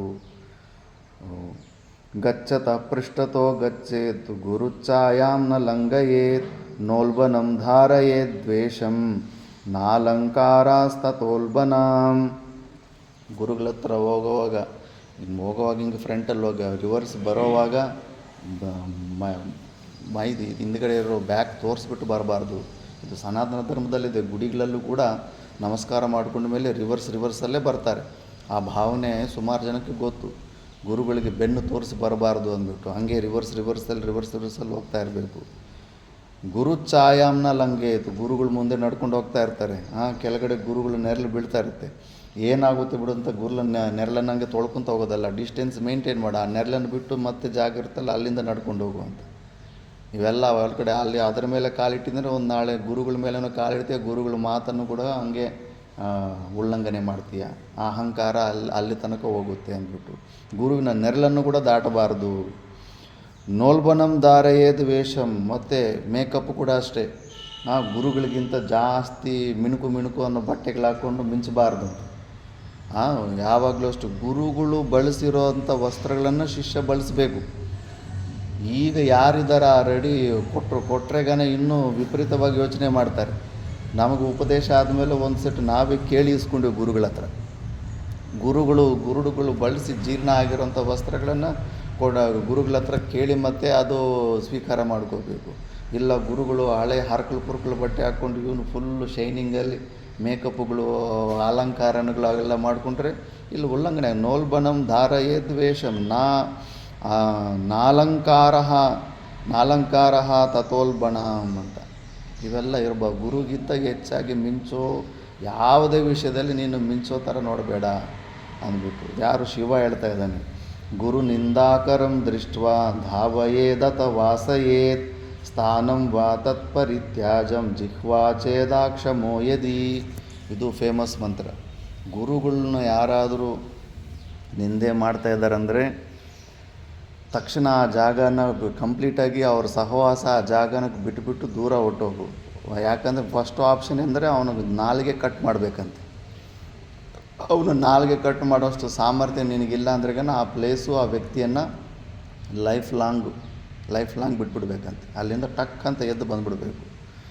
ಅದಿಲ್ಲ ಈಗ. ಇನ್ನು ಗುರುಗಳಲ್ಲಿರೋ ಫಾಲ್ಟ್ಸನ್ನು ಎತ್ತುಕೊಂಡು ತಾಳ ಮೇಳಗಳು ಹಾಕ್ಕೊಂಡು ಇನ್ನೂ ಮಸಾಲ ಮಿಕ್ಸ್ ಮಾಡಿಕೊಂಡು ಕಂಟಿನ್ಯೂಸ್ ಆಗಿ ಇನ್ನೂ ನಿಂದೆಗಳು ಮಾಡ್ಕೊತಾ ಇರ್ತಾರೆ. ಮಾಡ್ಕೊಂಡ್ರೆ ಏನಾಗುತ್ತೆ, ಎಲ್ಲ ನರಕಕ್ಕೆಲ್ಲ ರೆಡಿ ಮಾಡ್ಕೊತಾ ಇರ್ತಾರೆ. ನೀನು ಗುರು ಮಾಡ್ಕೊಳ್ಳೋಕ್ಕೆ ಯಾಕೆ ಹೋದೆ? ಆ ತಪ್ಪು ಕೆಲಸಗಳು ಯಾಕೆ ಹೋಗ್ತೀಯಾ? ಥಾಟ್ ಲೆವೆಲಲ್ಲೇ ಸಾಯಿಸ್ಬಿಡ್ಬೇಕು. ಗುರು ವಿರುದ್ಧವಾಗಿ ಏನಾದರೂ ಥಾಟ್ಸು ಎಗೇನ್ಸ್ಟು ಕೋಪದ ವೃತ್ತಿಗಳು ಬರ್ತಾಯಿತ್ತಂದರೆ ಅಲ್ಲೇ ಮುಗಿಸ್ಬಿಡ್ಬೇಕಾದ್ರು. ಯಾವಾಗಲೂ ಈ ಅಹಂಕಾರಕ್ಕೊಂದು ದರಿದ್ರ ಏನಂದರೆ ಗುರುಗಳಿಗಿಂತ ನನಗೆ ಚೆನ್ನಾಗಿ ಗೊತ್ತು, ಗುರುಗಳಿಗೆ ಇದು ಸರಿಯಾಗಿ ಗೊತ್ತಿಲ್ಲ, ಗುರುಗಳಿಗೆ ವ್ಯವಹಾರ ಗೊತ್ತಿಲ್ಲ, ಗುರುಗಳಿಗೆ ಇದು ಸರಿಯಾಗಿ ಗೊತ್ತಿಲ್ಲ, ಗುರುಗಳು ಪಾಠ ಹೇಳ್ತಾರೆ, ಗುರುಗಳಿಗೆ ಆಶ್ರಮ ನಡೆಸೋದು ಗೊತ್ತಿಲ್ಲ. ಇವೆಲ್ಲ ಬುದ್ಧಿಗಳು ದರಿದ್ರ ಬರ್ತಾ ಇರ್ತವೆ ಅಹಂಕಾರದಲ್ಲಿ. ಮತ್ತು ನೀನು ಗುರುಗಳು ಅಷ್ಟು ನಿನಗಿಂತ ಮಂದಬುದ್ಧಿಯ ಅಂತ ಅಂದ್ಕೊಂಡ ಮೇಲೆ ನೀನು ಗುರುಗಳಂತ ಸ್ವೀಕಾರ ಯಾಕೆ ಮಾಡೋಕ್ಕೆ ಹೋದೆ? ಗುರುಗಳಂತ ಸ್ವೀಕಾರನೇ ಮಾಡೋಕ್ಕೆ ಹೋಗಬೇಡ. ಗುರುಗಳಂತ ಒಂದು ಸತಿ ಸ್ವೀಕಾರ ಮಾಡಿಬಿಟ್ಟ ಮೇಲೆ ಸುಮ್ಮನೆ ಅವೆಲ್ಲ ವೃತ್ತಿಗಳು ತೊಗೊಂಡ್ರೆ ನರಕಕ್ಕೆ ಹೋಗ್ತೀಯಲ್ಲ ನೀನು. ಇಲ್ಲ, ಗುರುಗಳು ಹಗಲಂತ ರಾತ್ರಿ ಅಂದರೆ ರಾತ್ರಿನೇ, ಅಷ್ಟೇ. ಗುರುಗಳು ಹೆಂಗೆ ಹೇಳಿದ್ರೆ ಹಂಗೆ ಅನ್ನುತ್ತಾ ಅಷ್ಟೊಂದು ಶ್ರದ್ಧೆಯಿಂದ ಇರಬೇಕು. ಆದ್ದರಿಂದ ಗುರುಗಳನ್ನು ಇನ್ನೊಬ್ಬರು ಯಾರಾದರೂ ನಿಂದೆ ಮಾಡ್ತಾಯಿದ್ರೆ ಒಂದು ಚೂರು ಕೂಡ ಬಿಟ್ಕೊಡ್ಬಾರ್ದು. ಅಲ್ಲಿ ನಿರಂಜನಾನಂದ ರಾಮಕೃಷ್ಣ ಪರಮಹಂಸ ನಿಂಗೆ ಬ್ರಹ್ಮ ಸಮಾಜದವನು ಯಾರೋ ಒಬ್ಬ ಬೋಟಲ್ಲಿ ನಿಂತ್ಕೊಂಡು ಹಿಂಗೆ ಇದು ಮಾಡ್ತಾಯಿದ್ರೆ ಬೋಟನ್ನು ಇಟ್ಕೊಂಡು ನೀನು ಇದನ್ನು ಬೋಟನ್ನೇ ಉಲ್ಟಿ ಮಾಡಿ ಎಲ್ಲರನ್ನೂ ಸಾಯಿಸಿಬಿಡ್ತೀನಿ ಅಂತ ಬೋಟನ್ನೇ ತಿರುಗಿಸಕೊಟ್ಟೋಗ್ಬಿಡ್ತಾನೆ ನದಿ ಮಧ್ಯದಲ್ಲಿ. ಮತ್ತು ಅವರು ಹೆದರ್ಕೊಂಡ್ಬಿಟ್ಟು ತಪ್ಪಾಯ್ತು ಅಂತ ಕ್ಷಮೆ ಮಾಡಿರ್ತಾರೆ. ಮತ್ತು ರಾಮಕೃಷ್ಣ ಪರಮಹಂಸರು ಬಂದು ಏನು ಸಾಯಿಸೇ ಬಿಡ್ತಿದ್ದವನ್ನ ಶಾಸ್ತ್ರ ಹೇಳಿದೆ ಅವನ್ನ ತಿರಸ್ಕಾರ ಮಾಡಬೇಕಂತ ಆಗತ್ತೆ, ನೀನು ನಿಜವಾಗ್ಲೂ ಸಾಯಿಸೋಕ್ಕೆ ಹೋದರೆ ಹೆಂಗೆ ಅಂತ ಖಂಡನೆ ಮಾಡ್ತಾರೆ. ಬಟ್ ಶಿಷ್ಯನಾದವನು ಹಂಗೆ ಸಹನೆ ಮಾಡಬಾರ್ದು. ಗುರುನಿಂದ ಯಾವತ್ತೇ ಆದರೂ ಒಳ್ಳೆಯದಲ್ಲ. ಅಲ್ಲಿ ಬಾಯಿ ಮುಚ್ಚಿಬಿಡಿಲ್ಲ ಅಂದರೆ ಆ ಜಾಗ ಶಕ್ತಿ ಇಲ್ಲಾಂದರೆ ಆ ಜಾಗನ ಬಿಟ್ಬಿಟ್ಟು ದೂರ ಹೊಟ್ಟೋಗ್ಬಿಡ್ಬೇಕು. ನೋಚಿಷ್ಟಂ ಕಸ್ಯಚಿದ್ದೇಯಂ ಗುರೋರಾಜ್ಞಾನ ಚತ್ಯಜೇತ್ ಕೃಷ್ಣಮುಚ್ಚಿಷ್ಟಮಾದಾಯ ಹವಿರ್ವದ್ಭಕ್ಷಯೇತ್ ಸ್ವಯಂ. ಗುರುಗಳು ಊಟ ಮಾಡಿದ ಮೇಲೆ ಮಿಕ್ಕಿರೋಂಥ ಉಚ್ಚಿಷ್ಟನ ತಗೊಂಡು ಇದನ್ನು ಯಾರು ತಿಂತಾರಂತ ಇವ್ರಿಗೆ ಕೊಡೋಕ್ಕೆ ಹೋಗಬಾರ್ದು, ಶೇರ್ ಮಾಡ್ಕೋಬಾರ್ದು. ಸಂಪೂರ್ಣವಾಗಿ ಕೃಷ್ಣಂ ಅಂದರೆ ಸಂಪೂರ್ಣವಾಗಿ ಉಚ್ಚಿಷ್ಟಂ ಆದಾಯ ಹವಿರ್ವದ್ ಭಕ್ಷಯೇತ್. ಹವಿಷು ಹೆಂಗೆ ಆ ಯಜ್ಞದಲ್ಲಿ ಹಾಕ್ತಾರೋ ಅಂಥ ಒಂದು ಈ ಜಠರಾಗ್ನಿ ಎಂಬ ಯಜ್ಞದಲ್ಲಿ ಇದು ಹವಿಷ್ ಅನ್ನೋ ಭಾವನದಿಂದ ನೀನು ಅದನ್ನು ತಿನ್ನಬೇಕು ಅಂದ್ಬಿಟ್ಟು ಅದು ಪದ್ಧತಿ ಇದೆ. ಗುರುಗಳ ತಿಂದ ಮೇಲೆ ಆ ಪ್ಲೇಟಲ್ಲಿ ಸೇವೆ ಮಾಡ್ತಾರಂಥ ಶಿಷ್ಯರು ಆ ಪ್ಲೇಟನ್ನು ತೊಳೆದಿರನೇ ಅದರಲ್ಲಿ ಊಟ ಮಾಡ್ತಾಯಿರ್ತಾರೆ. ನಮಗೆ ಸನ್ಯಾಸ ದೀಕ್ಷೆ ಮಾಡೋದ್ರಲ್ಲಿ ಸುಮಾರು ಜಾಗದಲ್ಲಿ ಹಿಂಗೆ ಬೆಲ್ಲನ ಅರ್ಧ ಕಚ್ಚಿ ಮತ್ತು ಬಾಯಲ್ಲಿಡ್ತಾರೆ. ಶ್ರದ್ಧೆ ಇವೆಲ್ಲ ಶ್ರದ್ಧೆಗೆ ಅಷ್ಟು ಶ್ರದ್ಧೆ ಇದೆಯಲ್ಲ, ಗುರುಗಳಿಗೆ ಎಂಜಲು ತಿಂತಾ ಇದ್ದಾನೆ ಇಲ್ಲ ಅಂದ್ಬಿಟ್ಟು ಅದೆಲ್ಲ ಟೆಸ್ಟ್ ಮಾಡ್ತಾರೆ. ಅದು ಇನ್ನು ಅಖಾಡಗಳಲ್ಲಿ ಕಂಪಲ್ಸರಿ ಇದ್ದೇ ಇರುತ್ತೆ. ಇನ್ನು ಮಿಕ್ಕಿದ ಜಾಗದಲ್ಲಿ ಸ್ವಲ್ಪ ಈ ಸ್ಟೆಪ್ಗಳೆಲ್ಲ ಸ್ವಲ್ಪ ಒಂದೊಂದು ಕಡಿಮೆ ಆಗ್ತಾ ಇರುತ್ತೆ. ಆ ಭಾವನೆ ಈ ಏರಿಯಾದಲ್ಲಿ ಕೆಲವ್ರಿಗಿದೆ. ಅದು ಎಮ್ಮಿಗ್ನೂರಲ್ಲಿ, ಅಲ್ಲಿ ರಾಯಚೂರಲ್ಲಿ ಕೆಲವ್ರು ನೋಡಿದೆ ನಾನು. ಆ ಥರ ಗುರು ಉಚ್ಚಿಷ್ಟನ್ನು ಆ ಥರ ನೀವು ಸ್ವೀಕಾರ ಮಾಡಬೇಕು ಅಂತ. ನಾನೃತಂ ನಾ ಪ್ರಿಯಂ ಚೈವ ನ ಗರ್ವಂ ನಾಪಿ ವಾ ಬಹು ನಾನಿ ಯೋಗಧರಂ ಬ್ರೂಯಾತ್ ಗುರೋರಾಜ್ಞಾಂ ವಿಭಾವಯೇತ್. ನಾನೃತಂ ಸುಳ್ಳು ಗುರುಗಳ ಹತ್ರ ಹೇಳಲೇಬಾರ್ದು. ನಾ ಅಪ್ರಿಯಂ ಗುರುಗಳಿಗೆ ಎಂಬ್ರೇಸ್ ಮಾಡೋ ಅಂಥ ವಾಕ್ಯಗಳು ಕೂಡ ಹೇಳಬಾರ್ದು. ಅದು ನೋಡ್ಕೊತಾ ಇರಬೇಕು. ನಾನು ಮಾತಾಡ್ತಾರೆ, ನಾನು ಹೇಳ್ತಿರೋ ವಾಕು ಗುರುಗಳಿಗೆ ಇಷ್ಟ ಆಗ್ತಿದೆ ಇಲ್ಲ ಅಂತ. ನಾ ಗರ್ವಂ ನಾಪಿ ಗರ್ವ ಎಂತೂ ಗುರುಗಳ ಮುಂದೆ ಯಾವುದೇ ವಿಷಯದಲ್ಲಿ ಗರ್ವ ಎಂತೂ ತೋರ್ಸೋಕ್ಕೆ ಹೋಗಬಾರ್ದು. ಮತ್ತು ವಾ ಬಹುನ ನಿಯೋಗದರಂ ಬ್ರೂಯಾತ್. ಈ రెండో ಸಾರಿ ಗುರುಗಳ ಹತ್ರ ಹೆಚ್ಚು ಮಾತಾಡೋಕ್ಕೆ ಹೋಗಬಾರ್ದಂತೆ. Short and sweet question doubt ಇದೆ, ಆನ್ಸರು ಟಕ್ಕಂಥದ್ದಿಂದ ಹೊರಗಡೆ ಬಂದು ಹೆಚ್ಚು ಮಾತಾಡೋಕ್ಕೆ ಕೂಡ ಹೋಗಬಾರ್ದು ಗುರುಗಳ ಹತ್ರ ಅಂದ್ಬಿಟ್ಟು. ಎಷ್ಟು ಬೇಕೋ ಅಷ್ಟು ಪಿನ್ ಪಾಯಿಂಟಿಂದ ಸ್ವಲ್ಪ ಆನ್ಸರ್ ತಗೊಂಡು ಟಕ್ಕಂತ ಬಂದುಬಿಡ್ತಾ ಇರಬೇಕು. ಮತ್ತು ಗುರೋರಾಜ್ಞಾಂ ವಿಭಾವಯೇತ್. ಮತ್ತು ಗುರುಗಳ ಆಜ್ಞೆನಂತೂ ಮತ್ತು ಕಂಪಲ್ಸರಿ ಅದು ಮಾಡಲೇಬೇಕು. ಫಸ್ಟ್ ಆ ಕೆಲಸ ಮಾಡಿಬಿಡ್ಬೇಕು. ಡಿಲೇ ಮಾಡೋದು, ಪೋಸ್ಟ್ಪೋನ್ ಮಾಡೋದು ಇವೆಲ್ಲ ಕೂಡ ನಿನಗೆ ಆ ಗುರುಗಳ ಮೇಲೆ ಶ್ರದ್ಧೆ ಇಲ್ಲ ಅನ್ನೋದನ್ನೇ ತೋರಿಸ್ತಾ ಇರ್ತವೆ. ಫಸ್ಟ್ ಅದನ್ನೇ ಮಾಡಿಬಿಡಬೇಕು. ಪ್ರಭೋ ದೇವಕುಲೇಶಾನಾಂ ಸ್ವಾಮಿನ್ ರಾಜನ್ ಕುಲೇಶ್ವರ ಇತಿ ಸಂಬೋಧನೈರ್ಭೀತೋ ಸಂಚರೇದ್ ಗುರು ಸನ್ನಿಧೋ. ಪ್ರಭೋ ದೇವಕುಲೇಶಾನಾಂ ಸ್ವಾಮಿನ್ ರಾಜನ್ ಕುಲೇಶ್ವರ. ಪ್ರಭು ನೀನೇ ದೇವತೆಗಳಿಗೆ ಕೂಡ ನೀನೇ ದಿಕ್ಕು, ನೀನೇ ಎಲ್ಲ ಕುಲೇಶ್ವರ, ನೀನೇ ನನ್ನ ರಾಜ.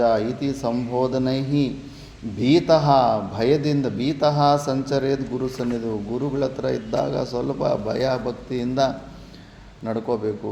ಚಾಗಂಟಿ ಕೋಟೇಶ್ವರ ಅವರು ಕಂಚಿ ಪೀಠದಿಂದ ಆಗಲಿ ಶೃಂಗೇರಿ ಪೀಠದಿಂದ ಬಂದರೆ ನಮ್ಮ ಮೈಕಲ್ಲಿ ಹೇಳ್ಬಿಡ್ತಾರೆ, ನನಗೆ ಭಯ ಆಗ್ತಾಯಿದೆ ಇವತ್ತೇನಾದರೂ ಬಾಯಿ ಬಿಚ್ಚಬೇಕು ಅಂತ. ಅಲ್ಲಿ ಕರೀಂನಗರಲ್ಲಿ ಮಹೇಶ್ ಶರ್ಮಾ ಅಂತಿದ್ರು ಒಬ್ಬರು, ಅಲ್ಲಿ ಜಗದ್ಗುರುಗಳು, ಶೃಂಗೇರಿ ಜಗದ್ಗುರುಗಳು ಬಂದರು. ಅವರು ಎಂಥ ಶಿವಪುರಾಣ ಎಂಥ ಕಥಾವಾಚಕರಂದರೆ ಇನ್ನೊಬ್ಬರು ಕಂಪ್ಯಾರಿಸನ್ ಇಲ್ಲ. ಅವರು ವರ್ಷೇಷ್ಟು ಯಜ್ಞಗಳು ಅವ್ರ ಜೊತೆ ನಾವು ಮಾಡ್ತಾಯಿದ್ದೀವಿ. ಯಾವ ಸಮಯದಲ್ಲಿ ಬೇಕಾದರೂ ಯಾಗ ಮಾಡಿ ಮಳೆ ತರಿಸ್ತಾರೆ. ನಾವು ಕಡಪದಲ್ಲಿ ಜಗನ್ನು ಬಂದಿದ್ದ ವೈಎಸ್ ಜಗನ್, ಅವ್ರ ಏರಿಯಾದಲ್ಲಿ ಅಲ್ಲೊಂದು ಯಾಗ ಮಾಡಿಸಿ ಕುಂಭವೃಷ್ಟಿ ಬರ್ಸಿದ್ವಿ. ಅಂಥ ವಿದ್ವಾನ್ರು ಜಗದ್ಗುರುಗಳು ಬಂದರೆ ಕೈ ಗಡ ಗಡ ಗಡ ಗಡ ಗಡ ಗಡ ಅಂತ ಶೇಕ್ ಆಗ್ತಾಯಿದೆ. ಆಗಲ್ಲ ನನ್ನ ಕೈಲಿ ಅಂತೂ ನಾನು ಇವತ್ತೇನು ಬಾಯಿ ನನ್ನ ಕೆಲಸ ಮಾಡ್ತಾಯಿಲ್ಲ ಅಂದ್ಬಿಟ್ಟು ಇಟ್ಬಿಡ್ತಾರೆ ಮೈ. ಗುರುಗಳಂದರೆ ಯಾಕಂದರೆ ಅಲ್ಲಿ ಶೃಂಗೇರಿ ಪೀಠದಲ್ಲಿ ಓದಿ ಬಂದಿರ್ತಾರೆ. ಆ ಜಗದ್ಗುರು ಬರೋ ಅಷ್ಟೊತ್ತಿಗೆ ಅವ್ರಿಗೆ ಮಾತೇ ಬರಲಿಲ್ಲ. ಆ ಥರ ಗುರುಗಳ ಸನ್ನಿಧಿಯಲ್ಲಿ ಅಷ್ಟು ಭಯಭಕ್ತಿಯಿಂದ ನಡೆದುಕೊಳ್ಳ್ರಿ, ಅಡ್ವಾಂಟೇಜ್ ತಗೋಬೇಡಿ. ಗುರುಗಳು ಸಾಫ್ಟಾಗಿದ್ದಾರೆ, ಯಡಿಯೂರಪ್ಪ ಥರ ಏನು ಬೈತಾ ಇಲ್ಲ, ಏನೂ ಇಲ್ಲ, ಸಿಂಪಲ್ ಆಗಿದ್ದಾರೆ ಅಂದ್ಬಿಟ್ಟು ಅಡ್ವಾಂಟೇಜ್ ತಗೋಬಾರ್ದು. ಮುನಿಭಿಃ ಸುರೈರ್ವಾ ಶಾಪಿತೋ ಯದಿ ಕಾಲಮೃತ್ಯು ಭಯಾದ್ವಾಪಿ ಗುರು ಸಂತ್ರಾತಿ ಪಾರ್ವತಿ. ಗುರುಗಳಿಗೆ ಆ ಪವರ್ ಇರುತ್ತೆ. ಮುನಿಭಿಹಿ, ಇನ್ನೊಬ್ಬ ಗುರುಗಳು ನಿನ್ನನ್ನು ಏನಾದರೂ ಮುನೀಶ್ವರರಿಂದ ನಿನಗೇನಾದರೂ ತೊಂದರೆ ಆಗಿದ್ರು, ಪನ್ನಗೈಹಿ, ಹಾವುಗಳಿಂದ ಆಗಲಿ, ಮತ್ತು ಸುರೈರಪಿ, ದೇವತೆಗಳಿಂದ ಆಗಲಿ ನಿನಗೆ, ಮತ್ತು ಗ್ರಹಗಳಿಗೆ ಅದು ಇದು ಸುಮ್ಮನೆ ಎದುರ್ಕೊತಾ ಇರ್ತಾರೆ. ಗುರುಗಳ ಹತ್ರ ಬಂದರೂ ಕೂಡ ಏನು ಗುರುಗಳೇ, ಮತ್ತು ಗ್ರಹಶಾಂತಿ ಹೋಮ ಒಂದು ಮಾಡಿಸ್ಬೇಕಾ ಅಂತ. ಆ ಗ್ರಹಗಳನ್ನು ಕೂಡ ಕೂತ್ಕೋಬೇಕು. ಗುರುಭಕ್ತಿಗೆ ಅಷ್ಟು ಸಾಮರ್ಥ್ಯ ಇರುತ್ತೆ. ಇನ್ನೂ ಗ್ರಹಗಳಿಗೆ ಯಾಕೆ ಎದುರ್ತೀಯ? ದೇವತೆಗಳು ಸುರೈರ್ವ ಶಾಪಿತೋ ಯದಿ ಕಾಲಮೃತ್ಯು ಭಯಾದ್ವಾಪಿ, ಮೃತ್ಯುವಿನಿಂದ ಆಗಲಿ ಎಲ್ಲದರಿಂದ ಕೂಡ ಗುರು ಸಂತ್ರಾತಿ ಪಾರ್ವತಿ ಅಂತ ಶಿವನೇ ಹೇಳ್ತಾ ಇದ್ದಾನೆ. ಪಾರ್ವತಿ ದೇವಿ ಗುರು ಎಲ್ಲ ಸ್ಥಿತಿಯಿಂದ ಕೂಡ ಕಾಪಾಡೋಷ್ಟು ಸಾಮರ್ಥ್ಯ ಆ ಗುರುಗಿರುತ್ತೆ. ನಿನಗೆ ಆ ಗುರು ಮೇಲೆ ಅಷ್ಟು ಶ್ರದ್ಧೆ ಇರಬೇಕು. ಎಲ್ಲ ಪ್ರಕಾರದ ದೋಷಗಳು ಕೂಡ ನಿವಾರಣೆ ಆಗ್ತವೆ ಅಂತ. ಮಿಕ್ಕಿದ್ದು ನಾವು ನೆಕ್ಸ್ಟ್ ಕ್ಲಾಸಲ್ಲಿ ನೋಡೋಣ. ಓಂ ಪೂರ್ಣಮದ ಪೂರ್ಣಮಿದಂ ಪೂರ್ಣಾತ್ ಪೂರ್ಣಮುದಚ್ಯತೆ ಪೂರ್ಣಸ್ಯ ಪೂರ್ಣಮಾದಾಯ ಪೂರ್ಣಮೇವಾವಶಿಷ್ಯತೆ. ಓಂ ಶಾಂತಿ ಶಾಂತಿ ಶಾಂತಿ.